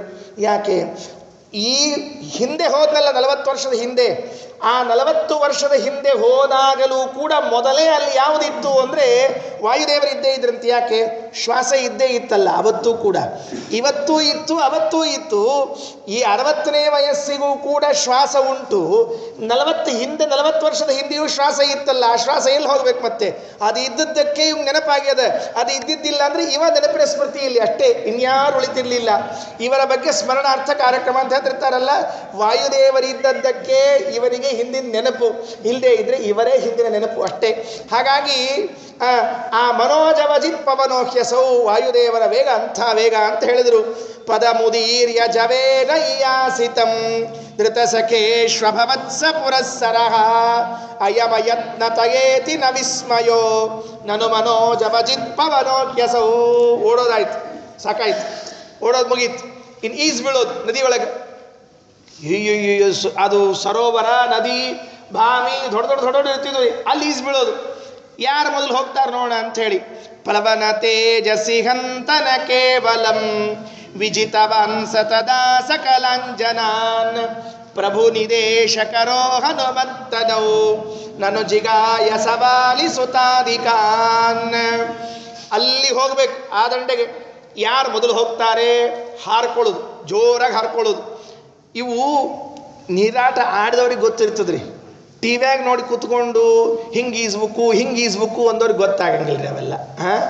ಅಚ್ಯುತದಾಸರು, ಭದ್ರಗಿರಿ ಅಚ್ಯುತದಾಸರು ಒಂದು ಕಥೆ ಹೇಳ್ತಿದ್ರು ರೀ, ಭಾಳ ಚಂದ ಇತ್ತದು ಕಥೆ. ಒಬ್ಬ ಈಜುವುದು ಹೇಗೆ ಅಂತ ಪುಸ್ತಕ ಬರೆದಿದ್ದಂತೆ ಭದ್ರಗಿರಿ ಅಚ್ಯುತದಾಸರು. ಭಾಳ ಚಂದ ಕಥೆ ಹೇಳಿದ್ರೆ ನಂಗೆ ನೆನಪದರಿ ಇದನ್ನು. ಈಜುವುದು ಹೇಗೆ ಅಂತ ಒಂದು 500 ಪುಟದ ಪುಸ್ತಕ ಬರೆದಿದ್ದಂತ್ರಿ ಅವ. ಏನ್ರಿ 500 ಪುಟದ್ದು ಪುಸ್ತಕ ಬರೆದಾರ ಅಂತಂದ ಮೇಲೆ ಎಷ್ಟು ಈಜಿನ ಬಗ್ಗೆ ಕರತಲಾ ಮಲಕಾಗಿರಬೇಡ ಅವರಿಗೆ ಅಂತ ತಿಳ್ಕೊಂಡು ಹೇಳಿದರು. ಪುಸ್ತಕ ಉದ್ಘಾಟನೆ ಎಲ್ಲಿ ಅಂತ ಕೇಳಿದ್ರೆ ಸ್ವಿಮ್ಮಿಂಗ್ ಪೂಲ್ನಲ್ಲಿ ಅಂತ ಹೇಳಿದ್ರಂತೆ. ಯಾಕೆ ಅಂದರೆ ಉದ್ಘಾಟನೆ ಯಾವ್ದ್ಯಾವ್ದು ಎಲ್ಲೆಲ್ಲಿ ಇರ್ತೋ ಅಲ್ಲೇ ಮಾಡಬೇಕಂತ. ಈಗ ಹಣ್ಣಿನ ಉದ್ಘಾಟನೆ ಎಲ್ಲಿ ಮಾಡಬೇಕು? ಹಣ್ಣಿನ ಮಾರ್ಕೆಟಲ್ಲಿ ಮಾಡಬೇಕು. ಈ ಎಲ್ಲ ಅಲ್ಲೇ. ಹಾಗೆ ಸ್ವಿಮ್ಮಿಂಗ್ ಪೂಲ್ನಲ್ಲಿ ಪುಸ್ತಕದ ಉದ್ಘಾಟನೆ, ದೊಡ್ಡ ಸ್ಟೇಜ್ ಸ್ವಿಮ್ಮಿಂಗ್ ಪೂಲ್ ಪಕ್ಕದಲ್ಲಿ. ಅಲ್ಲಿ ಎಲ್ಲರೂ ಮುಂದೆ ಕೂತಿದ್ದಾರೆ. ಈ ಸ್ಟೇಜ್ ಮೇಲೆ ಇವನು ಪುಸ್ತಕ ಬರೆದವನು ಈಜುವುದು ಹೇಗೆ ಪುಸ್ತಕ ಬರೆದಿದ್ದಾನೆ. ಆ ಪುಸ್ತಕ ಉದ್ಘಾಟನೆ ಮಾಡಿ 1 ತಾಸು ಪ್ರವಚನ ಮಾಡಿದ. ಹಾಗೀಸಬೇಕು, ಹೀಗೀಸಬೇಕು, ಕೈ ಹಾಕಿ ಬಡಿಬೇಕು, ಕಾಲು ಹಾಕಿ ಬಡಿಬೇಕು ಅಂತ ಹೇಳಿ. ಆ ಪುಸ್ತಕ ಕೊಂಡ್ಕೊಳ್ಬೇಕು, ಅವ್ರ ಕಡೆಗೆ ಸಹಿ ಮಾಡಿಸ್ಕೋಬೇಕು ಅಂತ ಇರ್ತದೆ ನೋಡ್ರಿ. ಪಾಪ ಹುಚ್ಚು ಮೊದಲು ಪುಸ್ತಕ ತಗೊಂಡು ಅಂತೇಳಿ ಆ ತಗೊಳ್ಳೋ ಗದ್ದಲ್ದಾಗ ಅವ್ರನ್ನ ನೂಕಿಬಿಟ್ರು. ಪುಸ್ತಕ ಬರೆದವ್ರು ನೂಕಿದ್ರೆ ಪಾಪ ಆ ಪುಸ್ತಕ ಬರೆದ ಪುಣ್ಯಾತ್ಮ ನೀರಿನಲ್ಲಿ ಬಿದ್ದರೆ ಬಾಯಿ ಬಡ್ಕೊಳಕ್ಕೆ ಶುರು ಮಾಡಿದ. ಯಾರಾದರೂ ಉಳಿಸ್ರಿ ಅಂತ. ಈ ಮೇಲೆ ನಿಂತವ್ರು ಪುಸ್ತಕ ತಗೊಂಡವರು, ಸರ್ ಪುಸ್ತಕ ಬರೆದೀರಿ, ನಿಮ್ಮನ್ನ ಯಾಕೆ ಉಳಿಸ್ಬೇಕು ಅಂತ ಕೇಳು. ಅವ ಹೇಳಿದ, ಪುಸ್ತಕ ಬರೆಯೋದಲ್ಲಿ ಫಸ್ಟ್ ಕ್ಲಾಸ್, ನೀರಿಗೆ ಬಿದ್ದರೆ ಖಲ್ಲಾಸ್ ಅಂತ ಹೇಳಿದಂಥವ್ರು. ಮುಗದೆ ಹೋದ ಕೆಲಸ. ಪುಸ್ತಕ ಬರೆಯೋದ್ರಲ್ಲಿ ಫಸ್ಟ್ ಕ್ಲಾಸ್, ನೀರಿಗೆ ಬಿದ್ದರೆ ಖಲಾಸ್. ಯಾವುದೇ ವಿಷಯವನ್ನ ನಮ್ಗೋತಲ್ಲದೆ ಇದ್ದಿದ್ರೆ ನಾವು ಮಾಡ್ಲಿಕ್ಕೆ ಹೋಗ್ಬಾರ್ದು. ಭಾರಿ ಈಸ್ತೀನಿ ಅಂತ ತಿಳ್ಕೊಂಡು ಹೋಗಿ ಕೊನೆಗೆ ಮುಳುಗೋ ಕಾರ್ಯಕ್ರಮ ಆಗಬಾರ್ದು. ನಮಗೆ ಎಷ್ಟು ಬರ್ತದೆ ಅಷ್ಟೇ ಇರ್ಬೇಕ್ರಿ. ನಮ್ಮ ಗುರುಗಳ ಜೊತೆಗೆ ನನಗೆ ನೆನಪಿದೆ, ನಮ್ಮ ಆಚಾರ್ಯರಿಗೆ ಸುಮಾರು 70 ವರ್ಷ ಇರಬೇಕು ಆವಾಗ. ಈಗಿಲ್ಲ ಅವ್ರ ಗುರುಗಳು. ನಮ್ಮ ಗುರುಗಳು 70 ವರ್ಷ ಅವರಿಗೆ. ಅವ್ರ ಜೊತೆಗೆ ನಾನು ಚಿಪ್ಪಗಿರಿಗೆ ಹೋಗಿದ್ದೆ, ವಿಜಯರಾಯರ ಸನ್ನಿಧಾನ. ಅಲ್ಲೊಂದು ದೊಡ್ಡ ಬಾವಿ ಇದೆ ಅಂಗಳದಲ್ಲಿ, ದೊಡ್ಡ ಬಾವಿ, ಭಾರಿ ಇದೆ ರೀ. ಈಸಬೇಕು ಅಂದರೆ ಅದರೊಳಗೆ ಸ್ವಲ್ಪ ಎದೆಗಾರಿಕೆ, ಯಾಕಂದರೆ ಅದು ಆಳ ಎಷ್ಟಿದೆಯೋ ಗೊತ್ತಿಲ್ಲ. ಆ ಮೇಲಿಂದ ಗಿಡದಲ್ಲಿ ಬೀಳೋ ಎಲೆಗಳೆಲ್ಲ ಅದಕ್ಕೆ ಪಾಚಿ ಕಟ್ಟಿ ನೆಲದ ಮೇಲೆ ಬರೋ ಹಾಗಿಲ್ಲ, ವ್ಯವಸ್ಥೆ ಇಲ್ಲ. ಇಂಥದ್ರಲ್ಲಿ ನಾವೆಲ್ಲ ಸುಮ್ಮನೆ ಹುಡುಗರು ಅಂತ ಹೇಳಿ ಆ ದಂಡಿ ಇಳ್ಕೊಂಡು ಅಲ್ಲೇ ಮೆಲ್ಲಕ್ಕೆ ಹಿಂಗೆ ಈಸ್ಕೊಂಡು ಹಿಂಗೆ ಬರ್ತಿದ್ವಿ. ನಮ್ಮ ಆಚಾರ ಬೈಯೋದು, ಎಲ್ಲ ಅಪಾಹತರಿದ್ದೀರಿ ನೀವು ಅಂತ ಬೈಬೇಕು. ನಮಗೆ ಬೈದು ಆ ಪಕ್ಕದಲ್ಲೊಂದು ಕಂಪೌಂಡ್ ಮೇಲೊಂದು ಈ ಮಿಷಿನ್ದು, ಈ ಬೋರ್ ಮಿಷಿನ್ ಇಡ್ಲಿಕ್ಕೆ ಒಂದು ರೂಮ್ ಕಟ್ಸಿರ್ತಾರೆ. ಆ ರೂಮಿನ ಮೇಲೆ ಹತ್ತಬೇಕು. ಅದರ ಮೇಲೆ ಒಂದು ಗಿಡದ ಟಂಗಿ ಬಂದಿರಬೇಕು. ಅದು ಹಿಡ್ಕೊಂಡು ಅಲ್ಲಿಂದ ಹಾರಬೇಕು ಆಚಾರ. ಹಾರಿದ ಮೇಲೆ ಸೀದಾ ಧಮ್ಮಂತ ಒಳಗೆ ಬೀಳ್ಬೇಕು. ಬಿದ್ದು ಈಸ್ಕೊಂಡು ಹೊರಗೆ ಬಂದಾಗ ಆಚಾರ ಭಾರಿ ಇಸ್ತ್ರಿ ಅನ್ಬೇಡೋ, ಅದೆಲ್ಲ ಮುಖ್ಯ ಅನ್ಬೇಕು. ಮತ್ತೇನು, ನಾನು ಜಿಗದಾಗ ಒಳಗೆ ಹೋಗ್ತೀನಲ್ಲ ನೀರಿನೊಳಗೆ, ಎಷ್ಟು ಎತ್ತರದಿಂದ ಜಿಗದೀನಿ ಅಷ್ಟು ಎತ್ತರಕ್ಕೆ ನೀರು ಹೋಯ್ತೋ ಇಲ್ಲೋ ಹೇಳು ಅನ್ಬೇಕಂತ. ಅದು ಮಹತ್ವದಂತೆ ಈಜೊಳಗೆ. ಬರೇ ಜಿಗಿಯೋದು ಮಹತ್ವ ಅಲ್ಲ, ಇವನ ಮೇಲಿಂದ ಜಿಗದಾಗ ಎಷ್ಟು ಎತ್ತರದಿಂದ ಇವ್ರು ಜಿಗದಿದ್ದಾರಲ್ಲ ಅಷ್ಟು ಎತ್ತರಕ್ಕೆ ನೀರು ಹಾರಬೇಕಂತ. ಅದು ನಿಜವಾದ ಈಸಾಡೋ ಕ್ರಮ ಅಂತ ಹೇಳಬೇಕು. ಏನು ಈಸ್ತಿದ್ರು ಅಪರಂಪಾರವಾಗಿ ಈಸ್ತಿದ್ರು. ನಾವು ಈಸ್ತೀವಿ ಅನಿವಾರ್ಯ. ಕುಂಬಳಕಾಯಿ ಕಟ್ಕೊಂಡು, ಅದೇನೋ ಕಟ್ಕೋತಾರಲ್ಲ, ಕುಂಬಳಕಾಯಿ ಕಟ್ಕೊಂಡು ಈಸ್ತಿರ್ತೀವಿ ಅಷ್ಟೇ ನಾವು, ಇನ್ನೇನು ಇಲ್ಲೇ ಇಲ್ಲ. ಖರೆ ಅಂದರೆ ಅವ್ರಿಗಿಂತ ನಾವೇ ಈಸೋರು ಗಟ್ಟಿ. ಯಾಕೆ? ರಾಜರು ಹೇಳ್ತಾರೆ, ಸಂಸಾರ ಸಾರ ಸಿಂಧೋಗೋ ಜನಿಮರಣ ಜರಾದ್ಯೂರ್ವಿಭಿರ್ಬಾಧಿತಾನಾಂ ದಾರಾಗಾರಾದಿ ಭಾರಾಗ ಕಿಮಿಹ ಸುಖಕರಾಗ ಪ್ರೇಮ ಪಾಶೈ ನಿಬದ್ಧಗ ಕೃಷ್ಣ ತ್ವತ್ಪಾದ ಪೋತಂ ಪ್ರದಿಶ ಸದನಿಶಂ ಸತ್ಪತಾಕಂ ಸಕೇತುಂ ರಮ್ಯಂ ಕರ್ಮಂದಿ ಗಮ್ಯಂ ಭವಜಲದಿ ಭವತ್ ಸ್ವೇದ ವಿಚ್ಛೇದ ಹೇತುಂ. ಅವರು ಬರೇ ನೀರಿನಲ್ಲಿ ಈಸಿದ್ರೆ ನಾವು ಸಂಸಾರ ಸಾಗರದಲ್ಲಿ ಈಸಬೇಕಲ್ಲ. ಇದು ಬಹಳ ದೊಡ್ಡದಂತ. ಯಾಕೆ? ಇಲ್ಲಿ ಮೊದಲೇ ನಮಗೆ ಈಜುಬಾರದು ಅಂದ್ರೆ ಆ ಬೋರ್ಡ್ ಹಾಕಿರ್ತಾರೆ, ಇಲ್ಲಿ ಈಜುಬಾರದು ಒಂದು ಬೋರ್ಡ್ ಹಾಕಿರ್ತಾರಲ್ಲ, ಹಂಗೆ ನಮಗೂ ಸಂಸಾರದಲ್ಲಿ ಈಜಬಾರದು. ಆದ್ರೆ ಬಿದ್ದುಬಿಟ್ಟಿವಿ, ಇನ್ನೇನು ಮಾಡ್ಲಿಕ್ಕೆ ಬರೋದಿಲ್ಲ. ಇಲ್ಲಿ ಈಜಬಾರದು ಅನ್ನೋದ್ರಲ್ಲೇ ಬಿದ್ದು ಈಜ್ಲಿಕ್ಕೆ ಹೊರಟೀವಿ. ಸಾಲದ್ದಕ್ಕೆ ಗುಂಡುಕಲ್ ಬೇರೆ ಕಟ್ಟಿಬಿಟ್ಟಿದ್ದಾರೆ. ಕಾಲಿಗೆರಡು ಕುತ್ತಿಗೆರಡು ದೊಡ್ಡ ಗುಂಡುಕಲ್ಲು. ರಾಜರಂತಾರೆ, ಯಾವುದರೀ ಗುಂಡುಕಲ್ಲು ಪಾಪ ಹಾಗಂತೀರಿ ಅಂತ ತಿಳ್ಕೊಂಡಂದ್ರೆ ಆ ಮನೆಯಲ್ಲಿರುವಂತಹ ಸಂಸಾರ ಏನಂತ ದೊಡ್ಡ ಪರಿವಾರ, ಅದೇ ಒಂದು ದೊಡ್ಡ ಗುಂಡುಕಲ್ಲು ಅಂತ. ಯಾರೋ ಕೇಳಿದ್ರೆ ಆಚಾರ ಪರಿವಾರಕ್ಕೂ ಗುಂಡುಕಲ್ಲಿಗೂ ಏನು ಸಂಬಂಧ? ನಾ ಅಂದೆ ಇವ ಗುಂಡ ಅಕ್ಕಿ ಗುಂಡಿ. ಈ ಸಂಸಾರದಲ್ಲಿ ಗಂಡ ಹೆಂಡತಿ ಅಂತೇನಿದ್ದಾರೆ ಅವು ಗುಂಡ ಗುಂಡಿ ಅಂತ ಕರ್ಸ್ಕೊತಿರ್ತಾವ. ಒಮ್ಮೆ ಕಟ್ಕೊಂಡು ಈ ಗುಂಡ ಗುಂಡಿನಿಬ್ಬರು ಒಮ್ಮೆ ಬೆಳಗ್ಗೆ ಬಿದ್ರಂದ್ರೆ ಮುಗೀತು ಕೆಲಸ, ಯಾರೂ ಮೇಲೆ ಬರ್ಲಿಕ್ಕೆ ಸಾಧ್ಯ ಇಲ್ಲ. ಅದಕ್ಕೆ ಈಸಾಡೋದು ಅಂತ ಒಂದು ಕಲೆ ಅದರಿ. ಆ ಕಲೆ ಎಲ್ಲರಿಗೂ ಬರಂಗಿಲ್ಲ. ಈ ವಾಯುದೇವರಲ್ಲಿ ಇದ್ದ ವಾಸುದೇವರಲ್ಲಿ ಇದ್ದ ಕಲೆಯನ್ನು ವರ್ಣನೆ ಮಾಡ್ತಾರೆ. ಪ್ಲವನ ತೇಜಸಿ ಹಂತನ ಕೇವಲಂ. ಪ್ಲವನ ಅಂತಂದ್ರೆ ಜಿಗಿದು ಈಸೋದು, ಬರೇ ಈಸೋದಲ್ಲ, ನೆನಪಿಟ್ಕೊಳ್ರಿ. ಯಾಕೆ ಅಂದರೆ ಪ್ಲವನ ಅಂದರೆ ಅದು ಈಸುವುದು ಅಂತ ಅರ್ಥ, ಹಾರುವುದು ಅಂತ ಅರ್ಥ. ಜಿಗಿದು ಈಸುವುದು ಅಂತ ಅರ್ಥ. ಇಲ್ಲಿಂದಲ್ಲಿ ಜಿಗಿಬೇಕು. ಅದು ಭಾರಿ ಕಷ್ಟದ ಕೆಲಸ ರೀ. ಅದು ಜಿಗಿದು ಈಸ್ಕೊಂಡು ಬರೋದೆಲ್ಲ ಭಾರಿ. ಒಂದ್ಸಲ ಜಿಗಿದಿದ್ದೆ, ಬರೋಬ್ಬರಿ ಬಿದ್ದಿದ್ದು ಪೆಟ್ಟು, ಬಡಿಸ್ಕೊಂಡಿದ್ದೆ, ತಲೆಗೆ ಹೇಳ್ತೀರಿ. ಮುಂದೆ ಜಿಗಿಯೋದು ಅನ್ನೋದೇ ಅಂದಿರಬಾರ್ದು, ಅಷ್ಟು ಚಂದ ಪಡೆದಿತ್ತು. ಆಮೇಲಿಂದ ದಂಡಿ ಮೇಲೆ ಕೂತ್ಕೊಂಡು ಗಂಗಾ ಗಂಗೇತಿ ಒಬ್ರು ಯಾತಂತ ಹೇಳಿ ಪ್ಲವನ ತೇಜಸಿ ಹಂತನ ಕೇವಲಂ ಜಿಗಿದು ಹಾರುವಾಗ ಎಷ್ಟು ಚೆನ್ನಾಗಿ ಇಸ್ತಿದ್ರು. ವಿಜಿತವಾನ್ ಸತದಾ ಸಕಲಾಂಜನಾನ್. ಆ ಪಾಠಶಾಲೆಯಲ್ಲಿದ್ದ ವಿದ್ಯಾರ್ಥಿಗಳನ್ನು ಗೆದ್ರು ಅಂತಲ್ಲ, ಹಿಂದೆ ಪ್ರಭು ನಿದೇಶಕರೋ ಹನುಮತ್ತನೋ, ಪ್ರಭು ರಾಮಚಂದ್ರನ ನಿದೇಶವನ್ನ ಪರಿಪಾಲನೆ ಮಾಡಿದ ಈ ಹನುಮ ನನು ಜಿಗಾಯ ಸವಾಲಿ ಸುತಾದಿಕಾನ್. ವಾಲಿಯ ಮಗನಾಗಿರುವಂಥ ಅಂಗದ ಮುಂತಾದವರನ್ನು ಎಲ್ಲರನ್ನೂ ಕೂಡ ಸಮುದ್ರ ದಾಟುವಾಗ ಹಾಗೆ ಈಜು ಬಿದ್ದು ದಾಟಿದ್ರು, ಹಾಗೆ ದಾಟಿದ್ದು. ಇದೇನು ದೊಡ್ಡ ವಿಷಯವ? ಹಿಂದೆ ಯಾವಾಗೋ ಸಮುದ್ರ ದಾಟಿ ಬಿಟ್ಟಿದ್ದಾರೆ, ಇದೊಂದು ನದಿ ಈಜೋದೇನು ದೊಡ್ಡದವಾ ಅಂತ ಕೇಳ್ದ. ಇದಾದ ಮೇಲೆ ಸೋತರು ನೋಡ್ರಿ. ಆ ಹುಡುಗರು ಸೋತವ್ರು ಸುಮ್ ಕೊಡ್ತಾರೆ, ಎಲ್ಲರೂ ಸಿಟ್ಟು ಬಂತ್ರಿ. ಅವ್ರು ಮಾಡ್ತೀರಿ ಬಾ ಅಂದ್ರು. ಅವು ಈಸ್ಕೊಂಡು ಪಾಪ ಮತ್ತೆ ಈ ದಂಡಿಗೆ ಬಂದು ನಿಲ್ಬೇಕ್ರಿ ವಾಸುದೇವ. ಎಲ್ಲರೂ ನಿಂತಿದ್ರು. ಅಟ್ಯಾಕ್ ಅಂದ್ರು. ಒಮ್ಮೆ ಏನು ಮಾಡ್ಲಿಕ್ಕೆ ಹೊರಟಾರ, ಬೊಗಸಿ ನೀರು ತಗೊಂಡು ಎಲ್ಲರೂ ಹೋಗ್ಲಿಕ್ಕೆ ಶುರು ಮಾಡಿಬಿಟ್ರು. ಒಮ್ಮಿಂದೊಮ್ಮೆಲೆ ಮುಖಕ್ಕೆ, ಕಣ್ಣಿಗೆ, ಕಿವಿಗೆ, ತಲೆಗೆ ಎಲ್ಲ ಕಡೆಗೆ ನೀರು ಬಿದ್ದರೆ ಏನು ಗತಿ ಹೇಳಿ ನೋಡಂತ. ಅದೊಂದು ನೀರು ಉಗ್ಗೋದು ಅಂತ ಒಂದು ಆಟ ಅದರಿ. ಮತ್ತು ಅದು ಸುಮ್ಮನೆ ಅಲ್ಲ, ಅದು ನೀರು ಚುಮ್ಕೋದು, ನೀರು ಹಾಕೋದು ಅಂತ ಒಂದು ಇರ್ತದೆ. ಜಲವಿಹಾರ ಪರಾಜೈಭಿ ಸ್ಪೃಧಾ. ಜಲವಿಹಾರದಲ್ಲಿ ಪರಾಜಯಿಗಳಾದವರು ಸ್ಪರ್ಧೆಯಿಂದ ಸಖಿಬಿರೀರಿತವಾರಿ ಪರಿಶ್ರತಂ. ಗೆಳೆಯರೆಲ್ಲ ಸೇರಿ ಬೊಗಸೆಯನ್ನು ನೀರು ಉಗುತ್ತಾ ಇದ್ರೆ ವದನವಾ ಕುಲಲೋಚನವಾದದೆ ಸ್ಮಿತ ಮಮುಷ್ಯಹಿ ಕಂಚನ ವಿಭ್ರಮಂ. ಆ ಮುಖದಲ್ಲೊಂದು ವಿಶಿಷ್ಟವಾದ ಕಳೆ ಬಂದಿತ್ತಂತೆ. ಎಂಥ ಅದ್ಭುತವಾದ ತೇಜಸ್ಸು ಅಂದರೆ ಪಂಡಿತಾಚಾರ್ಯರಂತಾರೆ, ಅದಕ್ಕೆ ಹೋಲಿಕೆ ಉಪಮಾನ ಕೊಡ್ಲಿಕ್ಕೆ ನಮ್ಮ ಕಡೆ ಪದ ಇಲ್ಲ. ವಿಭ್ರಮಂ ಕಂಚನ, ಯಾವುದೋ ಒಂದು ಶೋಭೆ ಅವರ ಮುಖದಲ್ಲಿ ಬಂದುಬಿಟ್ಟಿತ್ತು. ಕಣ್ಣೆಲ್ಲ ಕೆಂಪಾಗ್ತದೆ ನೀರು ಉಗ್ತಾ ಇದ್ರೆ, ಅದೊಂದು ವಿಚಿತ್ರವಾದ ಶೋಭೆ. ಮೊದಲೇ ಕೆಂಪಾದ ಹುಡುಗ, ಇದು ನೀರು ಉಗ್ಗಿ ಮುಖ ಎಲ್ಲ ಕೈಕಾಲ ಕೆಂಪು ಮಾಡಿದರೆ ಎಷ್ಟು ಆನಂದ. ಅದೊಂಥ ಶೋಭೆ ಬಂದಿತ್ತು ಅಂತ ಅದನ್ನೊಂದು ವರ್ಣನೆ ಮಾಡ್ತಾ ಇದ್ದಾರೆ. ಹೀಗೆ ಒಂದಾಯಿತು, ಎರಡಾಯಿತು, ಮತ್ತೊಂದು ಪ್ರಾರಂಭ ಆಯಿತು. ಸಶನಕೈರ್ ಬಲಿನೋ ಯುಗಪದ್ಗತಾನ್ ಪ್ರವಿಹೃತೇಷು ಸಖಿ ನಿರಪಾತಯತ್ ಅಶನಕೈರ್ ಯುಗಪತ್ ಪ್ರಕೃತಾಗವಾನ್ ಸಹಸಿತೋ ದ್ವಿಜಸೂನುರಯತ್ನವಾನ್. ಈಗೇನಾಟ? ಕಬಡ್ಡಿ ಇರ್ಬೇಕ್ರಿ ಪ್ರಾಯ ಇದು.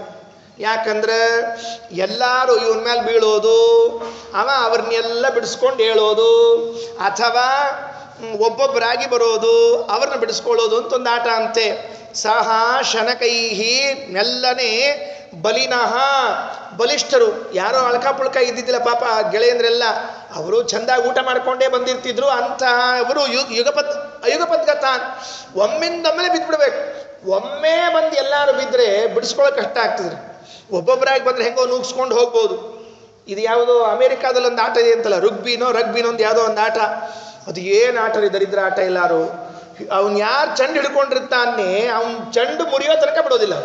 ಮೇಲೆ ಬಿದ್ದು ನೂಕಿ ಅವನ ಒಳಗೆ ಹಾಕಿ ಪಚ್ಚಡಿ ಅಪ್ಪಚ್ಚಿ, ಅದು ನಿಷೇಧ ಮಾಡಲ್ಪಟ್ಟ ಆಟ ಅಂತ ಹೇಳ್ತಾರೆ ಯಾರೋ. ಅದಕ್ಕೆ ಅಂಥ ಆಟ ಇದು.